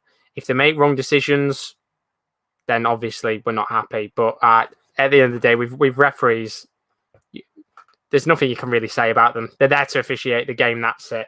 And we'll have to see. As it's Danny Murphy. Sorry, it's Danny Murphy. I don't know why I said Danny Mills. Danny Mills was in my head. Sorry, Danny Mills, if you're watching this somehow. Danny Murphy. That's how irrelevant Murphy is. As Sean said, just looking at FC Rushden and Diamonds scoring a friendly with Kempston Diamonds winning 6-1. Wow, 5 minutes left. Jesus. Banging in the goals nice and early. That's what you want to see. If you're a Diamonds fan, of course. 6-1 up. But in this game, Italy's still 1-0 up. We've got about 10 minutes of this game left. Spain need a goal to take us to extra time or penalties without response from Italy. And there might be a chance for Italy to respond because it's a chance into the hands of Unai Simon. It was a good effort from Domenico Berardi from outside the box. Again, tries to just curl the ball into the bottom left-hand corner. I don't think he really got enough trajectory on the ball. It went straight into the hands of Unai Simon. And again, another fairly simple save for the keeper. As I'm seeing the stats of the game, 9 attempts, 2 on target for Spain, 6 attempts, 4 on target for Italy. They've not had many chances in this game, Spain, and there might be a chance now because Danny Olmo's coming forward with the ball from Mata. Coming brilliant, Mata! Oh, it's brilliant! It's brilliant play from Spain! And just like that, Spain's number 7. Redemption for Alvaro Morata on the biggest stage at Wembley. It's 1-1, and that is a sheer class goal from Spain.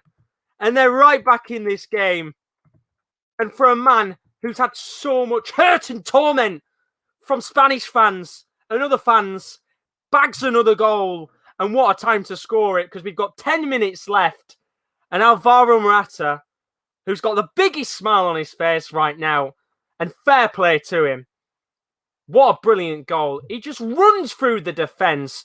Dani Olmo, he plays the ball to. He splits the defence open. He takes a touch, Morata. He slots it into the bottom right-hand corner, and it's absolutely brilliant. Brilliant finish in the end from him.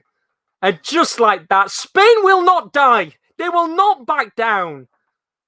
They've just got something about them, a grit, a determination that keeps them going in this tournament. And they're back in it again. And we're in for a grandstand 10 minutes now. As Spain are going to make another change. As Jamie's in the stream, how are you doing, Jamie's put Chris is God rest his Claude from AFTV and Peter is Ty. You are not wrong. They are our Claude and Ty. Obviously, rest. God bless Claude. But 9 minutes left. Here we go. We have a semi-final on our hands now. It just took us 80 minutes for it to get into play and into gear. But that is a sensational goal. And Spain will drive forward again. It's going to be Rodri on the right wing. They could turn this around in a heartbeat. Still got the ball, Rodri. Flicks it into the box. Slight deflection. Spain corner. And this game has changed. This game has massively changed. And as I just said before, I said at the start of the stream, there is something special about this Spain squad. They just do not back down. Time and time again, you feel like they're just going to be out of the game. They're going to, fold and lose matches. They always find a way to get back into it. And it wouldn't surprise me if they were to maybe get something from this game. As the corner's gone in and it's towards the near post and it's out. And it was Sergio Busquets with the header. And it was a good header from the Barcelona man. Donnarumma slightly out of his box. But he just didn't get enough swerve on the ball. It's an awkward angle to get the header onto the goal. But my lord, has this game changed in a heartbeat? Still 1-1 now in this game. I'm just going to slightly move myself. It's still very warm in the UK. It's absolutely humid. It's terrible. And we've, 8 minutes left of this game? We might have, potentially, the call of extra time and penalties. And let's not forget that Spain have actually played 240 minutes of football with a penalty shootout in their last 2 games. So this could be another game in which they go to extra time and penalties, which we said before, look at Portugal in 2016. They didn't win a single game in normal time and eventually went on to win it. Spain have only won 1 game in normal time. That was against Slovakia. Apart from that, every other game they've either drawn or they've gone to extra time and won it. And I don't know what it is about Spain, but Luis Enrique, as Chris said earlier, he's got a winning mentality in this squad. And look, they might win this tournament with only winning 1 game. But if they were to win it, then they've bloody fought hard. But we've still got time, of course. 7 minutes on the clock. Ball fed towards Morata, who's making the run again on the right wing.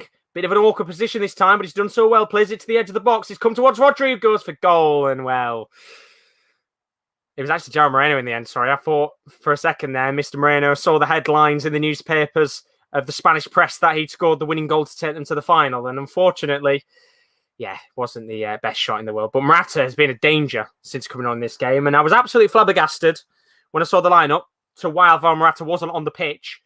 First of all, for the game at the start. But he's brought some tenacity to this match, as we are going to get some changes for Italy.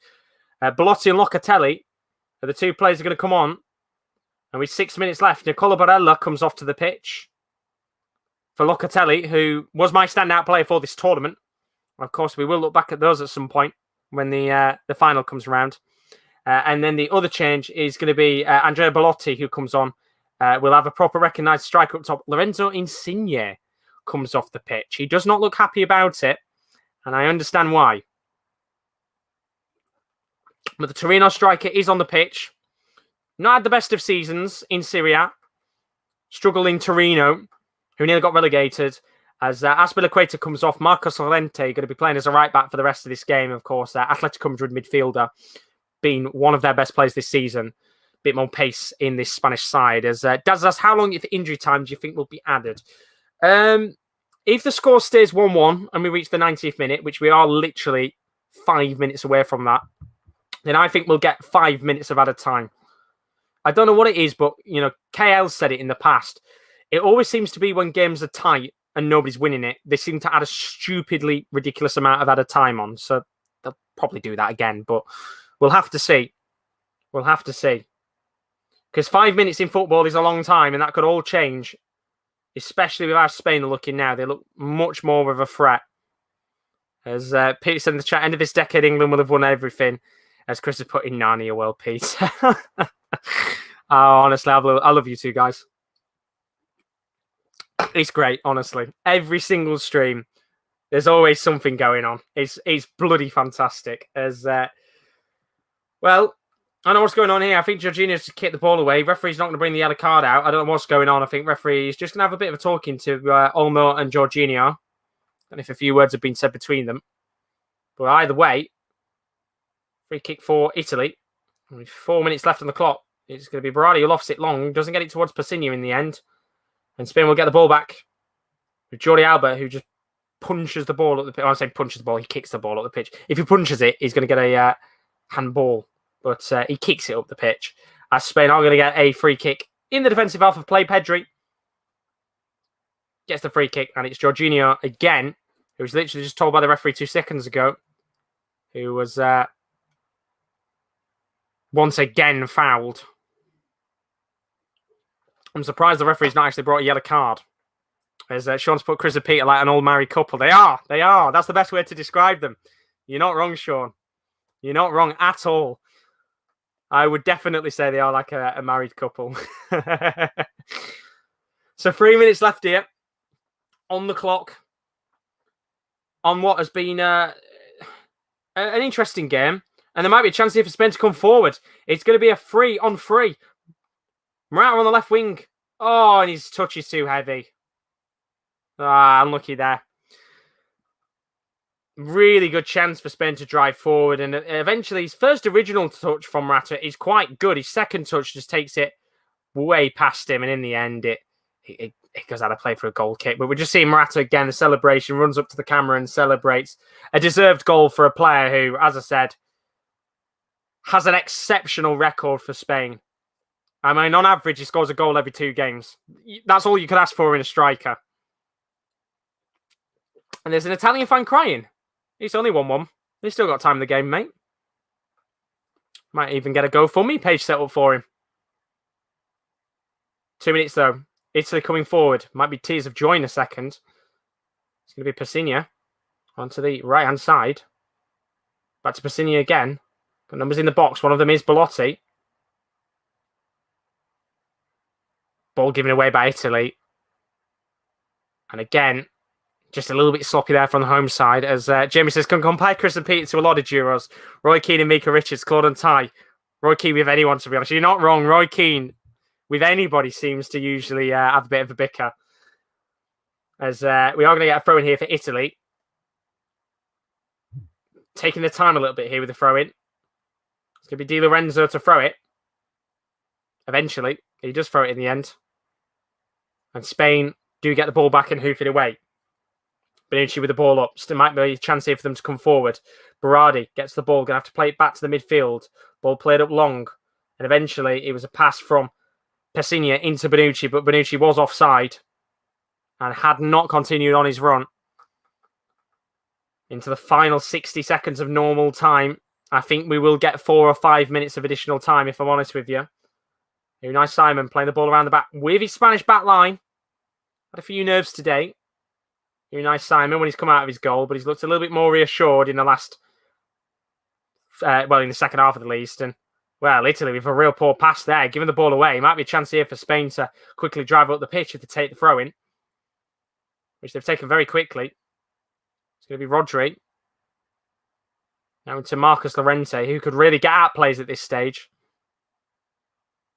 Laporte. What can he do? Plays it into the middle. Dani Olmo. He's got space. Oh, Olmo very nearly brought the defence open. They're calling for a handball on Chiellini. Obviously, that'll get checked.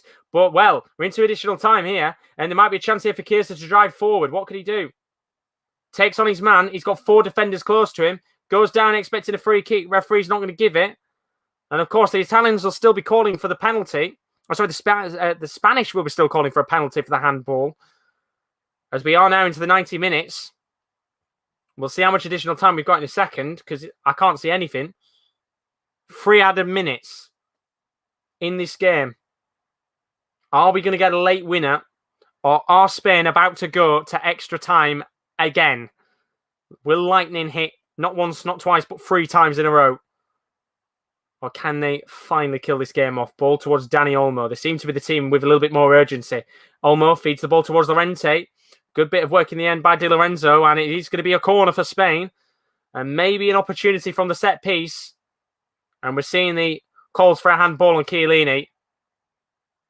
Don't really know if Chiellini could do much there. And yeah, referee, right decision in the end to not give it. As Spain get the corner. Dani Olmo with 2 minutes left on the clock. This would be sensational if they were to get a winner from a corner. Ball lofted in. Terrible corner. Comes out to the edge of the box. There's no one there to get it. Eventually, Marcos Llorente is the man who finally gets the ball. And he plays it all the way back to the keeper. As Spain might just have one more chance here to build up. 1.5 minutes left of the free. They might have one more chance in this game. Can they take it? They're just going to patiently build the ball up. And it's hoofed long. Gets to Donnarumma. And in the end, it's actually going to be given as a free kick, which Donnarumma's going to take quickly. And we know the last time Donnarumma took a free kick quickly, it ended up in a goal. He's taken it quickly. Ball over the top, tries to get it towards Belotti, and then, well, it's a bit too heavy, the pass in the end. And Unai Simon gets the ball, and with 60 seconds left on the clock. Well, Italy have played extra time, of course, against Austria, where they beat them 2-1 in what, for me, was one of the best extra times we've had at the tournament. Spain, been an extra time a fair few times, as they've given the ball away here. Italy coming forward. It's going to be Mancini towards Chiesa. Ball over the top. It's an awful ball from him, and in the end, it goes out of play for a throw-in. And I think we're about to go to Spain's 4th or 3rd extra time. Around 16 quarters. 3rd extra time it'll be for Spain. With about 20 seconds left of play. And I'm doing the late shift again. You'll love to see it. Unless there's one more chance here. As Spain look to come forward with 10 seconds left of the match. And they seem quite happy here to just pass the ball around and take them to extra time. Marcos Llorente. Ball onto the right-hand side to Morata. And that will be the whistle blown. The Spanish players protesting the referee's decision not to play on. But we will be going to extra time and maybe even penalties in this game, as neither team were able to break each other down and get the winning goal. And the first goal of the game from Federico Chiesa, it was a beautiful strike. Very similar to Lorenzo Insigne's goal in the match against Belgium. As for Spain, however, we said it before, I don't know what it is about this team. They hate winning in normal time, but they bloody love winning it after. And they're going to extra time again after Alvaro Morata with, for me, what a goal it was. It was a beautiful run from the Juventus striker. Just absolutely blitzed past the Italian defenders. One ball to Dani Olmo, who fed it into the path of Morata. Takes one touch. Very simple finish. And a really, really nicely worked goal from Spain. And a great chance for Morata, who, as I said, he knows Juventus very well. He's got 2 centre-backs he's played with time and time again, Chiellini and Bonucci, and he has scored against them in this game today. And it means we have got another half an hour of action to come. Don't go anywhere. Italy, Spain, we're on the graveyard shift, my boys. And, of course, my girls. I'd say my girls, but it just sounds very weird. Boys and girls is probably the best way to put it. But, yeah, we've got half an hour left of this game. What's going to happen? I said it before. I did I say 1-1 or did I say 0-0 and then extra time? I said something either way, but I thought we were going to get extra time in this game. There's just something in my mind thinking that this was going to be a really tightly knit game. And now, well, Luis Enrique probably has already an automated speech for his team talks. He's done it enough in extra time. It's probably the same team talk again, copied from the match. And then, of course, Roberto Mancini is going to have a moment to talk to his team as well and see what he can do. They'll be the fresher of the two sides, Italy. because Spain, of course, have had a lot of extra time. But what I'm going to do for a very quick second is play the advert. Don't forget, if you wanted to stream as always, don't forget to leave a like, subscription. We've got extra time coming up in about 2 moments. Italy, Spain, who's going to win it and take a place in the final. As for England and Denmark, we'll find out what happens with them tomorrow at 10 to 8. I don't know who's going to be streaming it because I can't, and I don't know if any of them, any of the other lads can.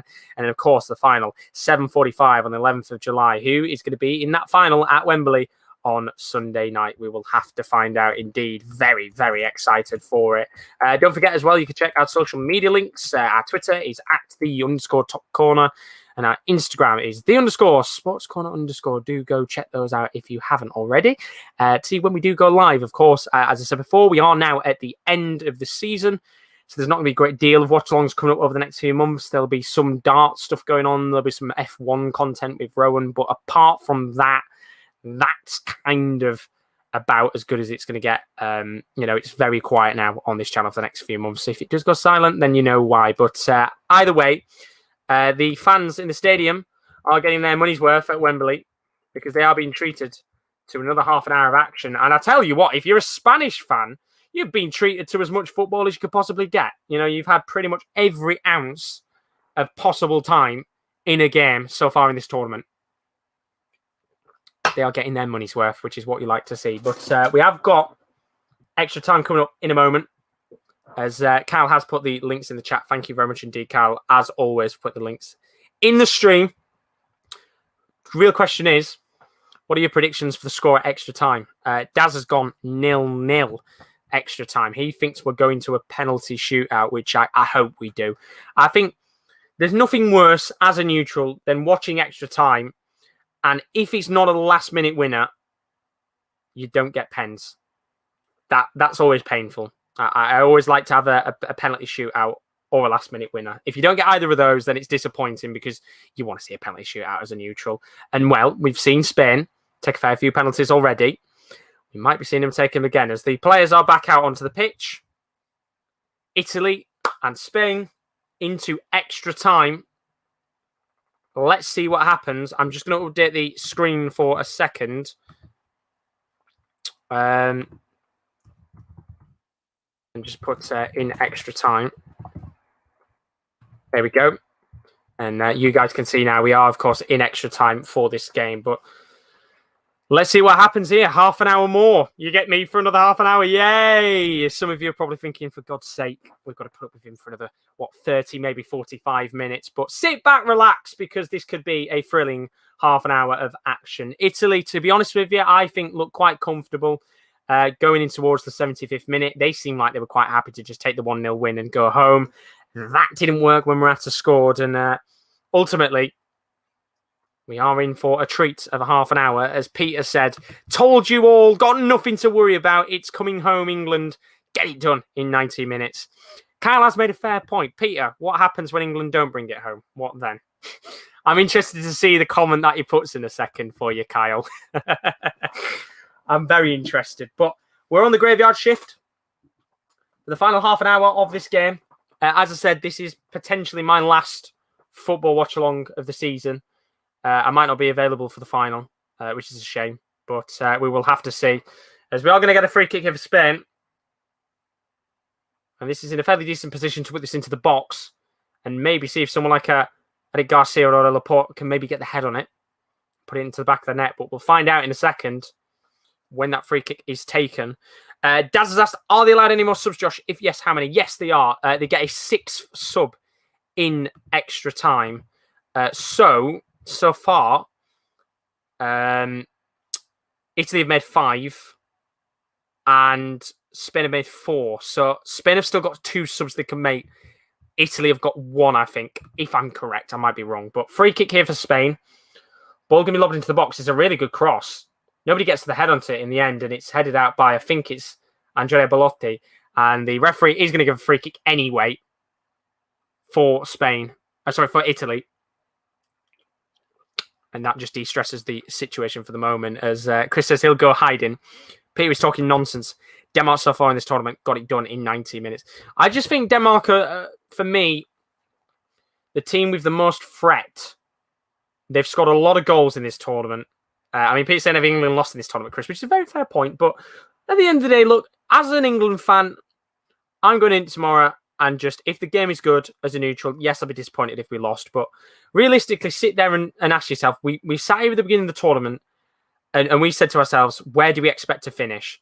And I remember saying on the stream, I expected us to finish in the round of 16, we'd lose to Germany. So for me, I'm happy with the semi-final. If we win it, fantastic, yay, celebrate.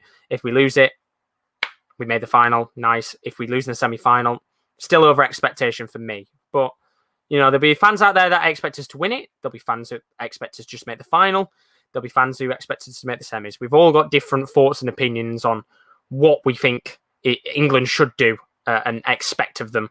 And I think at the end of the day, I never really expected England to make the final or make the semis. So for me, it's nice. You know, it's just been nice.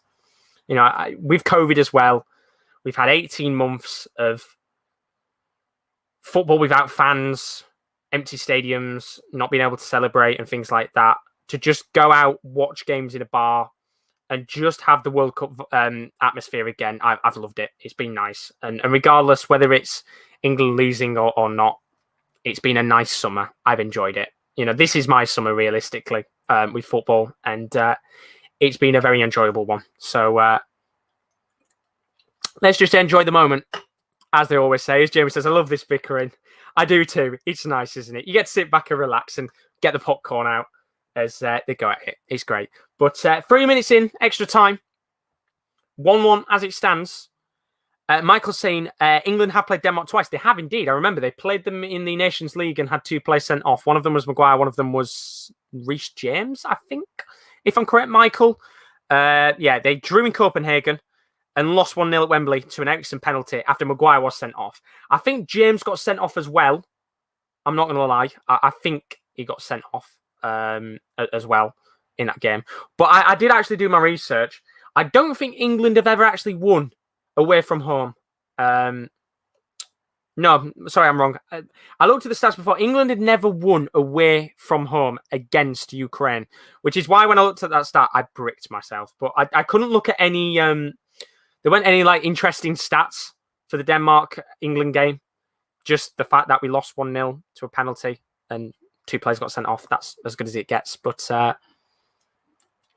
Carl said, if this is your last watch along for the stream, Josh, can I just thank you for doing these streams? Really enjoyed them. Have a nice rest and see you at the start of the next one. Thank you, Carl. You're a legend, honestly. It has been a busy few months, hasn't it, of streams. But I will do videos here and there because I've got the capability to do that. As I said, might be the odd stream here and there where we talk about the darts and the football and transfers and things like that. But in terms of watch-alongs, if this is my last game, then I won't be doing another one for a few months. If it isn't, then I might be there on the final on the 11th. We'll have to see what goes on. But either way, it's been good fun. It's been good fun. As Michael says, it was James who got sent off.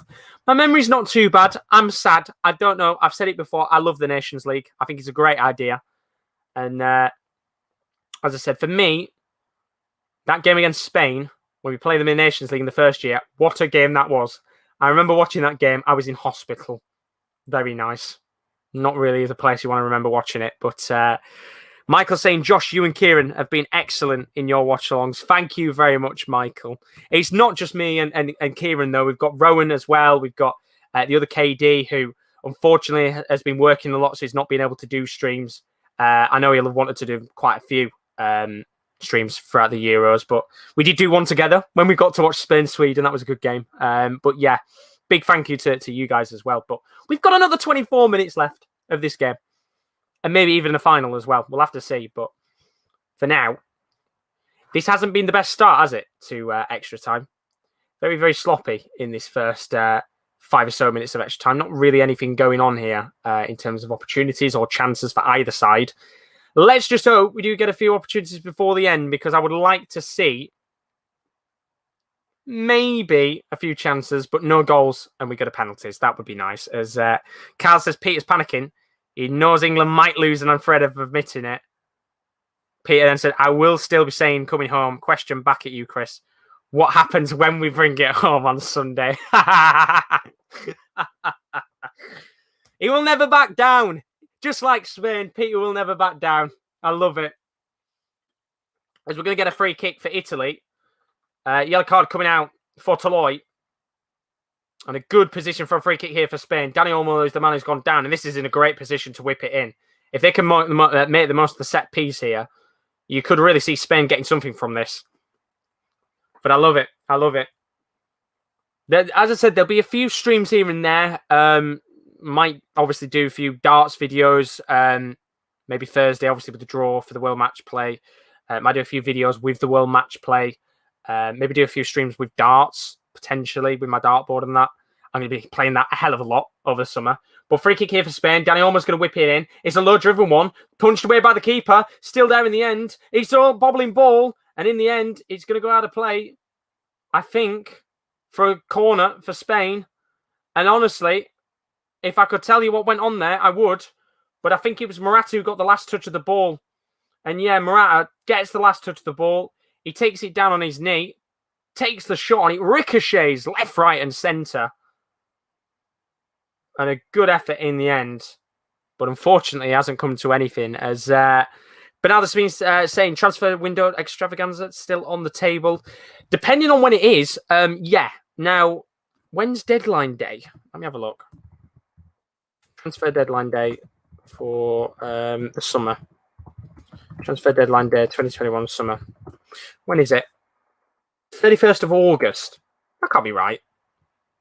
Oh, no, it is right. 31st of August. Potentially, yeah. It'll be a little bit harder to do because we're not all together then.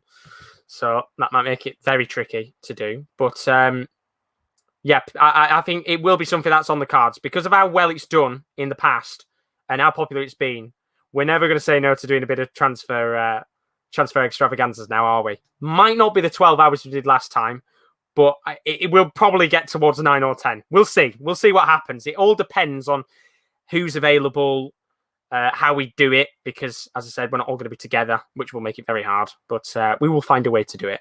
As Dad's saying, Josh, you've been all good. Also, it's coming home. It's coming home. Dad is believing that it's going to be coming home. As Carl says, Peter's really committed to it.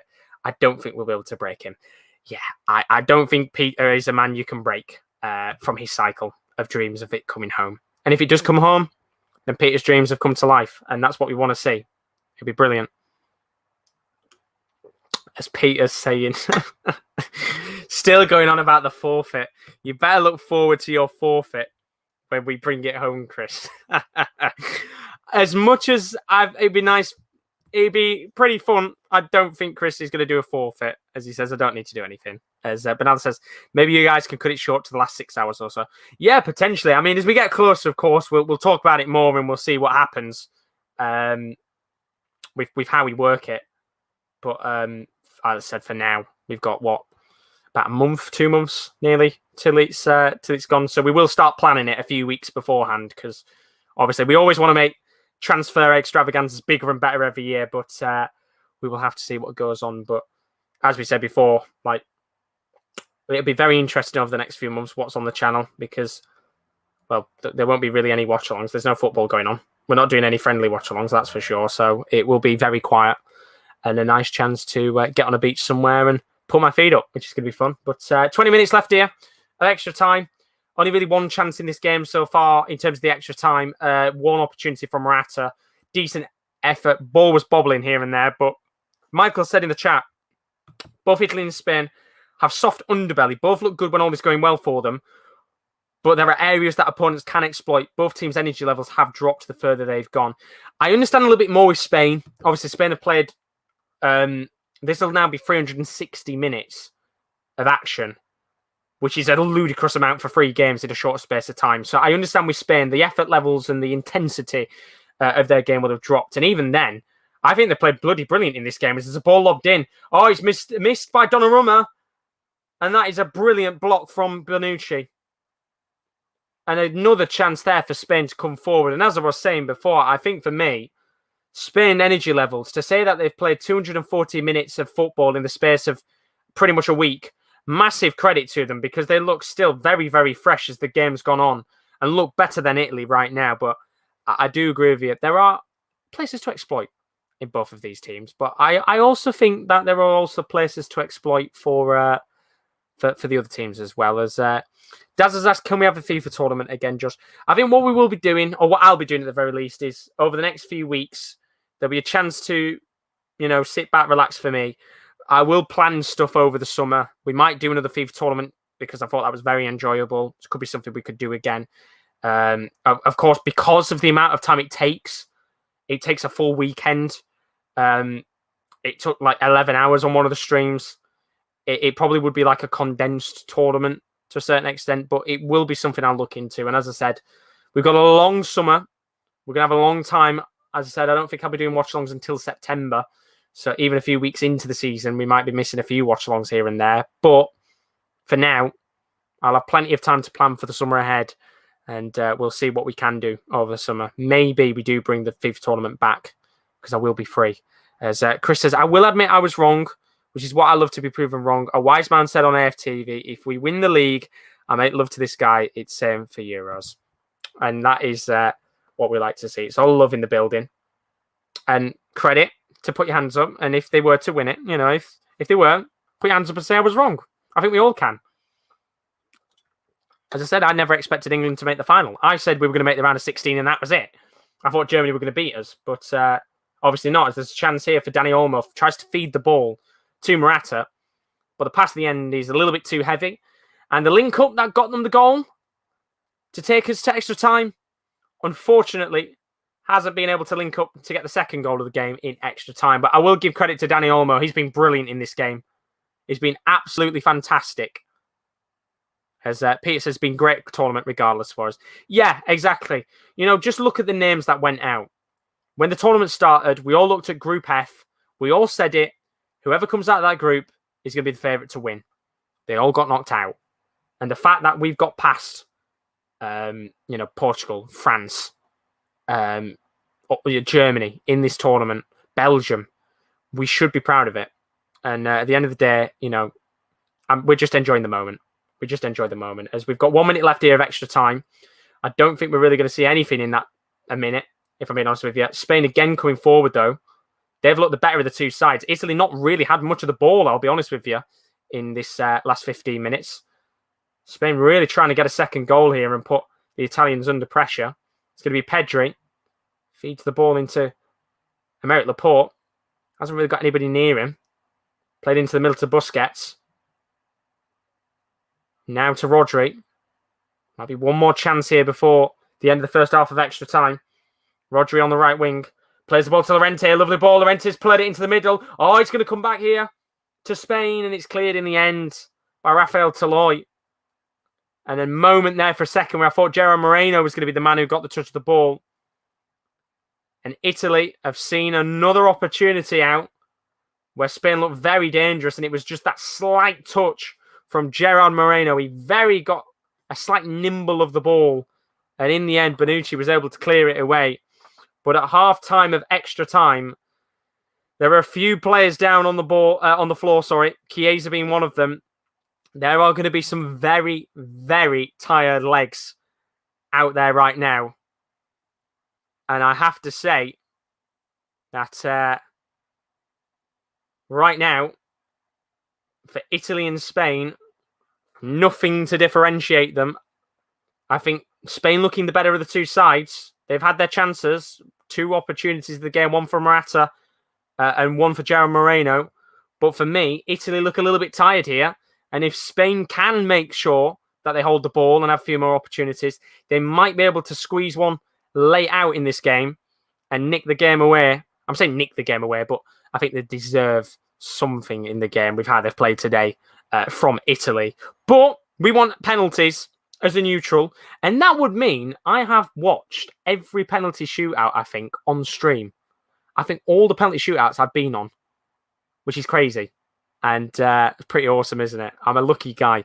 As Michael says, Italy started this tournament so well, but Austria pushed them, as did Belgium, and they have started to look leggy. Again, obviously, tiredness is going to be key for a lot of these teams. I do think they do look leggy, Italy, in this game, at the very least. Probably from around about the 75th minute, Spain have got a real foothold of this match. And if they do get something in the game and they win it, then I would say it's arguably deserved for Spain to get something in this match. But we all want it to go to pens. We don't want a late goal. We want a penalty shootout. And we'll see what happens here as the teams are getting ready to play out extra time in the second half. And let's see what happens as Daz, if you're in the building, Thiago is on. He's come on for Busquets. So Spain obviously seeing a potential chance here to steal the game as a holding midfielder comes off for a creative midfielder. And you can see the intent here from Spain to see if they can nick something in this game late on. Let's see what happens, though, as both teams are out for second half of extra time. Is there any late drama on the cards? Or are we having a penalty shootout to decide it? I hope we do. As a neutral, I'm praying we get a penalty shootout. But let's find out. I think there's a bit of a talking to Chiesa and Luis Enrique talking together. I wonder if they're talking about the fitness levels right now, because Chiesa did actually pull up slightly with a bit of cramp. I wonder if he's just said to him, I can't believe you've played extra time 3 times now. I don't know how they've done it, as there is going to be another change here for Italy. And it's going to be Bernardeschi who's going to come on. And I would assume Chiesa will be the man that comes off because of him pulling up. But we'll see what happens, because he's not actually going to be made straight away. So we'll have that substitution very shortly, but we are now 15 minutes away from another penalty shootout, or we're 15 minutes away from Italian or Spanish glory for a final. Who is going to seal it? Please be penalties. And Michael said, if England are to progress in this tournament, they can't afford to go a goal down. They must take the lead in Denmark and the final if they reach it. Yeah, I said with Denmark, if you've ever watched Atalanta before in Serie A, they've got very similar tactics to them with the 3 at the back. It's just attack, attack, attack, and it's great to watch. It's very good to watch. They're a good side, Denmark. And I think, regardless of the fact that, yes, the Eriksen situation will have obviously been a big part of it, but I just think they're a very good team and would have gone quite far in this competition anyway, regardless. Obviously, though, a lot of the Eriksen thing will be on the mind and will influence a lot of the players. But there's going to be a foul here on Spain. Dani Olmo going down. Foul from Locatelli, who was my one to watch for the tournament. Might have just given a free kick away here in a very good position. As Chiesa is going to come off. Bernardeschi coming on. As I said before, we did see him hobbling earlier on. Did look very, very tired, but what a goal he scored. Brilliant, brilliant finish from Federico Chiesa to get the original goal of the game. It was a fantastic curly finish into the bottom right-hand corner. And that felt like a long time ago because he's coming off the pitch. And it will be Federico Bernardeschi who comes on. The Italian from Juventus hasn't had a great deal of time this season in a Juventus shirt, probably because Chiesa is a better player. But he is liked by Mancini. And he is a bit of a nuisance to come up against. Let's see if he can be a nuisance in the final 15 minutes of Spain. I've got a free kick here in a fairly decent position to whip this into the box. It's going to be Thiago over the free kick. He's going to go for goal instead. Slight deflection from Berardi, which actually helps to put it into the hands of Donnarumma. And it's a comfortable save. And a pretty poor free kick there. Thiago trying to catch Donnarumma out, but it didn't work in the end. As Daz says he's still here. He's quiet, though. Don't worry about it, Daz. I just thought I'd tell you that Thiago is on. You have got your wish. As Pete says, who does everyone support? I support Liverpool, along with England. Oh, no. And I've seen what Chris has put. More arguments. Here comes Italy, though. Berardi plays ball forward. Bernardeschi with the back heel. There's no one there to get the ball. And eventually, Unai Simon clears his lines. And another chance in the game. And this time, I would probably say that's Italy's first opportunity of extra time. And Eric Garcia going down with cramp. As you would expect, a lot of these Spanish players going to go down with cramp. It's been a long, long tournament for Spain. And we're just seeing that chance again from Italy. Berardi with a really good ball to Bernardeschi. He probably had a chance where he could have actually gone forward on his own, but he tried the back heel instead, and in the end, it didn't come off. But 12 minutes left here. Eric Garcia still down on the floor. I think Spain have got another substitution if they need it. But for now, he's going to go off the pitch, Eric Garcia. And with 12 minutes left, I wonder if we will see a change from Spain to make sure that they haven't got any more injuries, especially if they were to make the final. But, the change is going to be made. So Eric Garcia does come off. Last change for Spain. Pau Torres comes on. That's the 6th substitution. So all teams have now made all substitutions. The 11 players on the pitch are the 11 that could be destined for glory. And a good performance today from Eric Garcia. The Barcelona man, again, can't be registered because they're absolutely fucked, Barca. But Jorginho lashing the ball at the pitch. Trying to get it towards Belotti. In the end, his pass, though, he's a little bit too wayward. And with 11 minutes left on the clock, we are inching closer and closer to a penalty shootout. Let's hope we get it. Let's hope we get it. Going to be a throw-in, though, here for Italy. In a very good position. Rafael Toloi going to be the man who stands over the throw-in. On the right wing, he's on the ball. Now Berardi. Oh, he's gone all the way. Berardi tries to curl the ball. Slight deflection. I think it comes off Rodri in the end. And the space opened up for Berardi there to have a very good opportunity. Ball over the top here. Flag stayed down. Ball's in the back of the net, but it won't be counting. And I will not be celebrating it because it is offside for Italy. And Berardi was miles offside there. And in the end, we're seeing it now. Yeah, he's offside. He's offside.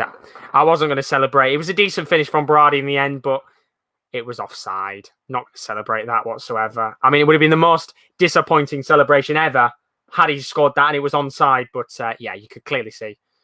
2 chances there, though, for Berardi. Italy starting to just get their way into this game.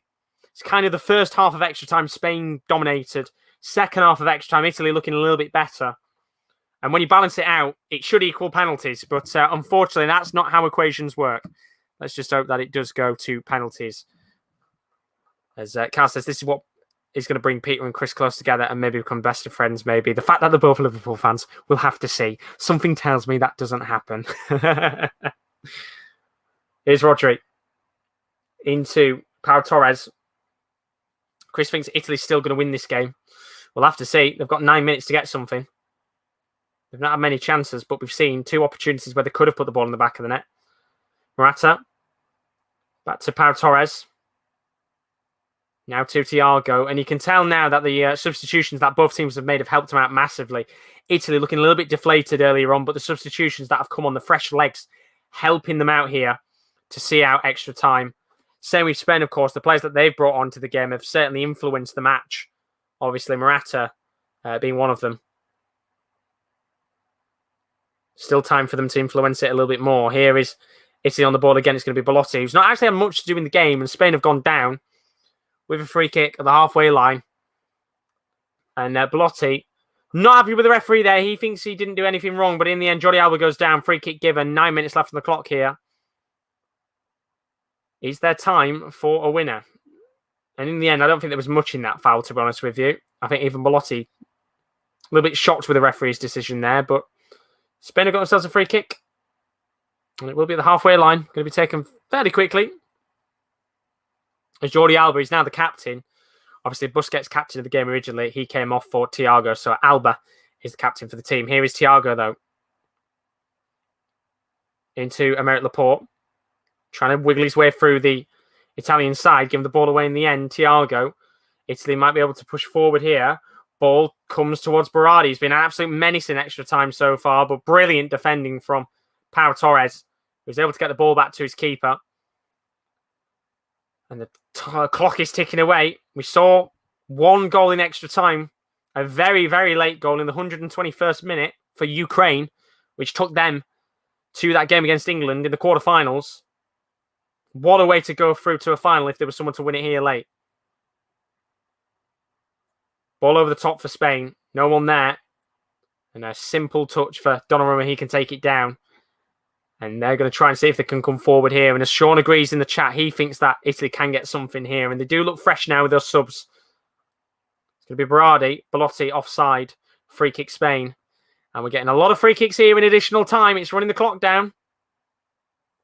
As Belotti goes down. No complaints from Spain with a free kick. That they've got, of course, offside given in the end. And Spain now looking very tired. Italy trying to come forward. Locatelli goes down. No free kick given from Marcos Llorente's tackle. And in the end, Spain get the ball back here with 6.5 minutes left on the clock. Peter saying England going to win Euros, Nations League, World Cup. We're winning it all. If only. If only. We can dream. We can dream. Here's Pau Torres, though, at the halfway line for Spain. Trying to push them forward. Can they have one more chance in this game themselves? It's Jordi Alba driving down the left wing. He's not really got anybody near him. Plays the ball to Dani Olmo. Now to Rodri. He's going to switch the player to the right-hand side. Aymeric Laporte. The man who's up there. Going to come to Gerard Moreno. Tries to squeeze the ball towards Marcos Llorente. Made the run forward. And now Italy can break forward. Oh, so unlucky with the ball there, Belotti. Nearly had a chance to play it to Berardi, but now there's a chance for Morata to come forward. He's just outside the box. Now he's inside the box on the left wing. Tries to dink it towards the path of Marcos Llorente, who's in the box. He's going to get a throw in here for Spain, which is going to be taken quickly. Dani Olmo. Now to Morata on the left wing. He's not really got anybody in the box to play it to. He might go alone here. He's towards the edge of the box, Morata. And he's giving the ball away. And then Belotti gives it instantly back to Spain. Here's Marcos Llorente, on the right wing. Ball switched into the middle to Pedri. Now to a terrible ball in the end. It was from Gerard Moreno. Long ball lofted into the box. Terrible, terrible cross in the end. And 5 minutes left. The time is running out for both of these teams. But you feel like there's one more chance in it.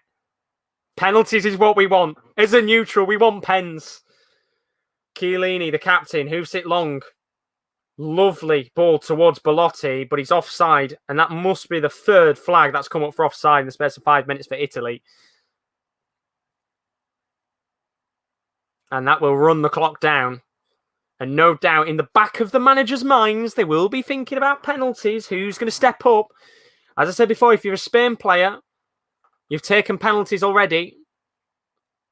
Can they weather the storm, go to penalties, and be confident enough to win one again? Of course, we know Spain's records on penalties are pretty good, actually, to be honest with you. As long ball towards Marcos Llorente doesn't get to him. Goal kick given to Italy. And Italy themselves, they were very close to a penalty shootout against Austria. It's looking like now they might be on course for their first penalty shootout of the tournament. As Bernardo says, when I said 3-1 Italy, I meant 3 peds for Italy, award to Spain. Unlucky. I think my prediction was 1-1. No, I don't think I actually said it on the stream. I think I said 2-1 Italy, didn't I? I can't remember. I feel like at some point I said 1-1 and penalties. I might have. I can't remember. We've been live for 2.5 hours. It's a long time for a football match. As we are now going to get a Italy throw-in the attacking half of play. The referee just stopping play for a second here. I don't know if they're checking anything. No, they're not. They're all good. Toloi, ball over the top. No one's there for it. Pau Torres. Going to clear the ball away. And we've got 3 minutes left. And the tempo's slightly dropped in this game now for Spain. And Italy's starting to feel like they can get something here. 3 minutes on the clock. Chris saying, I'm sure he said 1-1 at the start. I thought I did. I remember saying 1-1 at some point and penalties. But now they're saying I was talking with my friends at work saying pens is the only way Spain would scratch through. There's just, as I said, there's something about this Spain team. They just know there's a grit about them. And as I said, I genuinely think they could win. If they win this game, I think they'll win the tournament. I think it's Portugal vibes of 2016 all over again. They just somehow win games. I don't know how they do it, but they're winning games regardless of how bad or good they've played. And that's why I think they're going to do what Portugal did again if they win this game, of course. But we'll have to see because we've got 2 minutes left of the clock here. Dad's saying, if we have a watch-along tomorrow, can we please play red and yellow card bingo? You'll have to ask whoever does the watch-along if they want to play that game. As I said, I don't know if anybody's even doing it, if I'm honest with you. I'm not available for it. So if anybody is doing it tomorrow, if anybody, Rowan, Kel, or Katie, if they're wanting to do the game, it's there for you. If not, then there might not actually be anybody doing it. But we'll have to see. Spain might have got a chance to come forward here. Ball toward Dani Olmo at the edge of the box. It's cleared away by Locatelli. And the Italian players all around him celebrating every block, every tackle, every clearance. Because they know that they've had to work hard here, Italy. And well, we know the Italians, they just bloody love defending. Because we're into the last minute and 20 seconds. Is there going to be a late winner? I don't think we're going to get any additional time. So penalties at Wembley look like they're going to be on the cards, baby. Again, I don't think I've missed a single penalty shootout in this tournament. I think I've been on every single penalty shootout. I think the only one I technically wasn't on was the Spain-Switzerland one, but I was there with Kieran, so technically I'll count it. I don't know what it is. As I said, Daz used to say in the comments, not Daz, sorry, Tubbs used to say in the comments about how I always used to get pretty boring games. Not this tournament. I've had the luck on my side. I've had all the good games pretty much. But we've got 25 seconds left. Penalties are looking like they're on the cards. So I'm going to get the screen ready because obviously I'll update it as we go along so you guys know what's going on with the penalties. With 10 seconds left, I'm putting it up on the screen. Unless we get additional time, I'm ready for penalties. One ball over the top, though, for Italy. And the referee is going to blow the whistle. And penalties is what is going to decide this semi-final. They have gone all the way in this competition, Spain, in the knockout stages with extra time. But this game overall, after 2 hours of action, these two teams can't be separated. And we are going to a penalty shootout. It's what the neutrals wanted, and it's what the neutrals are getting. Put in the comments below, what's your predictions for the penalty shootout? Who's going to win it? Is it going to be Italy? Is it going to be Spain? Or are we going to be here all night waiting for them to put the ball in the back of the net? We'll have to see. But, of course, both teams getting ready for this penalty shootout, getting themselves all huddled together. Which players are going to be the ones that are confident enough to step up to the spot and take a penalty? And which ones are going to be the ones that are going to take a step back and just hope that we don't go to a late penalty shootout, as this is going to be a very, very dramatic shootout. I think there's going to be drama in this one, but we're going all the way. We love it. I'm very, very lucky, as we'll have to see now. Obviously, seeing right now Luis Enrique looking around at his players. We're seeing right now some of the players that have actually been circled. Obviously, going around asking which players are going to be confident enough to take it. But now they're saying, let De Gea take one. Honestly, don't say that to my new fans. They'll be crying again. Poor Kyle, actually. I've just realised. Kyle saying Italy to win this 4-2 on penalties. I'm going to go... What did I go last time in the Swiss one? I can't remember what I went for the Swiss one. I think 5-4 I went. I'm going to go 5-4.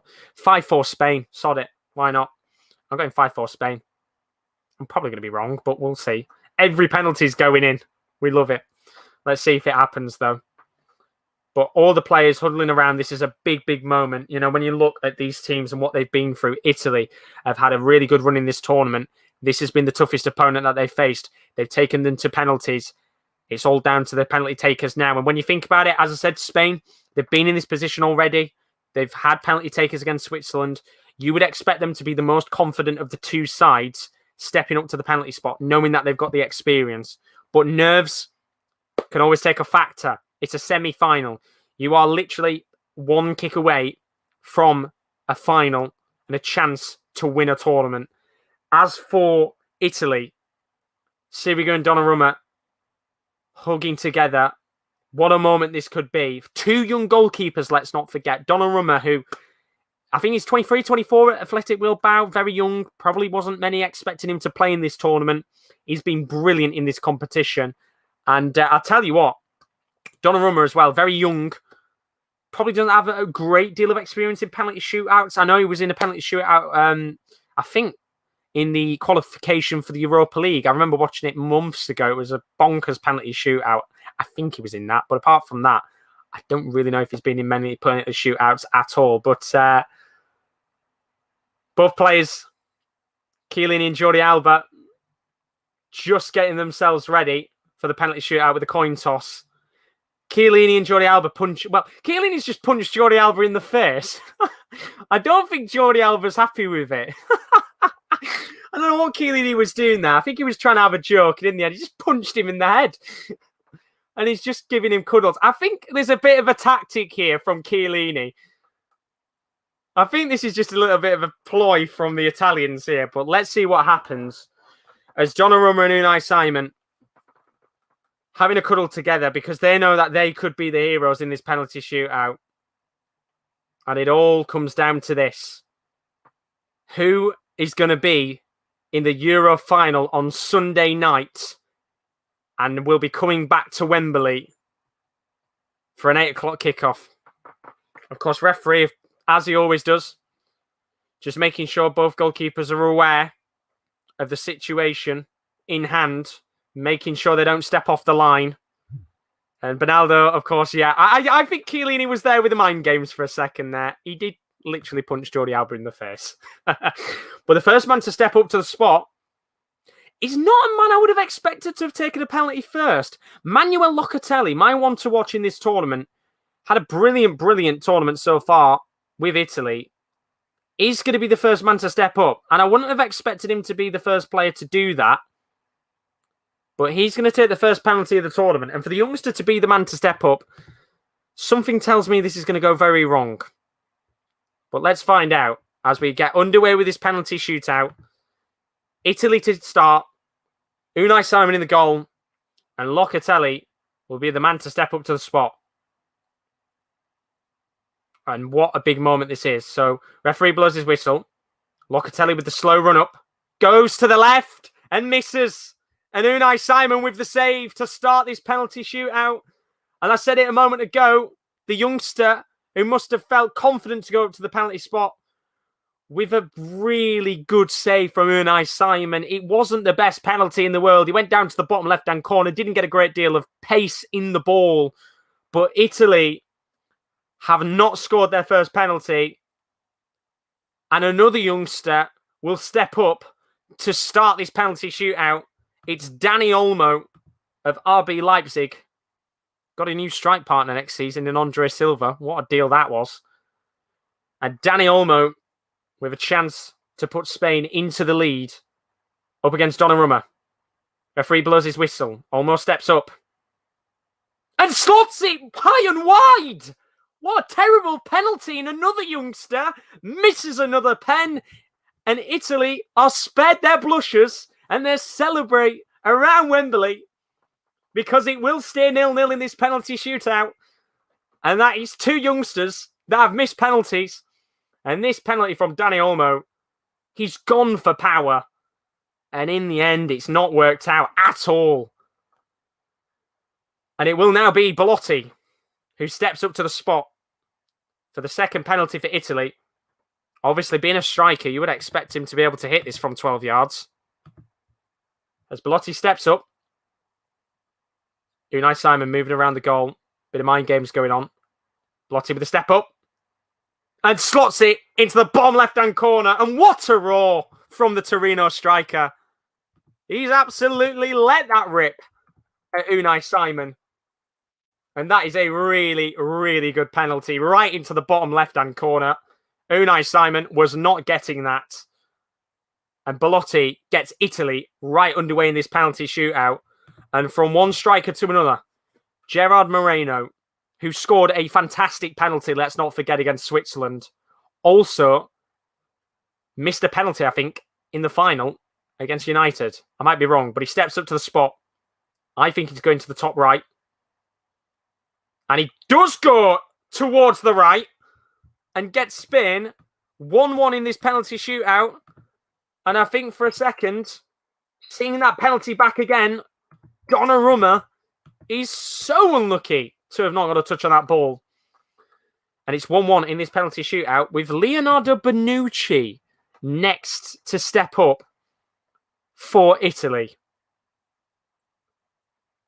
And I wonder if this is a bit of a ploy from Italy to leave the midfielders and forwards till later. But Bonucci's going to step up. And usually he tends to absolutely whack these with power, Bonucci, as he steps up to the spot. And, well, that is a class penalty from him. Lovely penalty into the bottom right, well, I'm saying bottom right corner, towards the right-hand side of the goal. Really, really good penalty. He just dinks it. It's cool. It's calm. And Bonucci celebrates as Italy take the lead in this penalty shootout. With Thiago Alcantara, the next man to step up to the spot. Usually quite a calm player on the spot. Not even looking Donnarumma in the eyes here, Thiago. Not really much of a run-up. Oh, what a penalty. That is naughty from Thiago Alcantara. Does something very similar to Bonucci, but puts it right into the bottom left-hand corner. He does the Jorginho hop-skip jump. That is a brilliant penalty from Jorginho. Brilliant penalty from Thiago. As Federico Bernardeschi is the next man to step up. And this is a very crucial penalty, you feel. If Italy can put this in the back of the net, all pressure is on Spain. One of the late substitutes in this match, up against Unai Simon. Puts it into the top right-hand corner, and Italy are 3-2 to the good. And the pressure is all on Spain now. Really well-taken penalty. Gets it into the top right-hand corner. It's curling away from the keeper. And that is a lovely penalty from Bernardeschi. As Alvaro Morata is going to step up to the spot, knowing that if this penalty doesn't go in, then it could put Italy into the driving seat to win this. Morata has missed it! It's saved by Donnarumma! And it's a poor penalty from Alvaro Morata. He goes for the right-hand side. It's a simple save. And Juventus to AC Milan. Donnarumma stops him. And Italy now know that if they score this penalty, they are through to the final of Euro 2020. And it's not a good penalty at all from Morata. And he got his team back into the game. And now, again, he's going to be in the headlines. And who else is going to take the chance for the winning penalty? It's that man, Jorginho, with the hop-skip jump to win this game for Italy and to take them into the next round.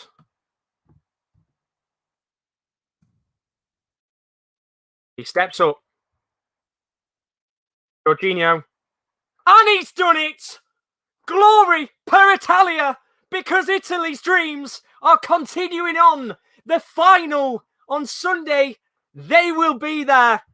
4-2, and what a calm and comfortable penalty it was from Jorginho. Slots it right into the bottom right-hand corner. And Italy are finalists of Euro 2020. And we had the drama in the penalty shootout. And what a moment for them as they celebrate with their fans in Wembley. And the dream for Spain will end here.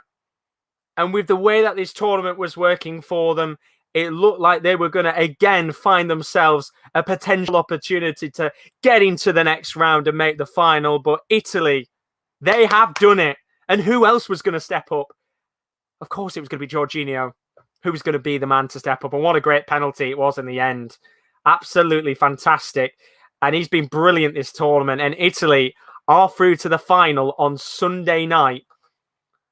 But who will they face? That is the question on everyone's lips. And as the celebrations will continue well into the night for Italy, who will be joining them? Is it England or Denmark? We'll have to find out tomorrow. I can't say if anybody's actually going to be streaming it. Obviously, I'm not available, so I don't know if any of the other lads will be doing it. But hopefully there is someone there to do it. 10 to 8 tomorrow, England versus Denmark. And then, of course, Italy. They're through to the final. Who will be joining them? That's at 7:45 on the 11th of July. What a moment for the Italians. They have worked hard. They have worked their socks off on what was their toughest game of the tournament. They are going through to the final. But who will be joining Roberto Mancini's side? Will it be Gareth Southgate and his England side? Or will Denmark's dreams of the Euros continue on? We'll have to find out. Don't forget, as always, if you are new to the stream, don't forget to leave a like and a subscription. If you are new to the channel, at @the_top corner is our Twitter, and our Instagram is _sports corner_ is our Instagram. Do go check those out if you haven't already and you want to see when we do go live. But that is it for today's game. We're all done and dusted with the first semi-final of the tournament. Italy are through, and honestly, let's hope we get a fantastic final with England. If I'm not there for the final, this is my last watch-along, potentially, of the season, if I'm not there for the final. So if I aren't there, well, if I'm not there for Sunday, I will say massive thank you to all of you guys who've been joining us for watch-alongs throughout the season. It's been very, very enjoyable. Champions League games, incredible Europa League matches, of course, the Euros, endless amounts of ridiculous games that we've had. And of course, we'll be back again for next season. I'll be here again with some hopefully very good watch-alongs, fingers crossed. But if I do see you on Sunday for the final, then I'll be back on Sunday for the final. But either way, don't forget to leave a like and a subscription if you are new to the channel, as always. And hopefully, England will bring it home. We'll have to see. But for now, I will see you guys later. And hopefully, if not, I will see you on Sunday. Take care. Good night.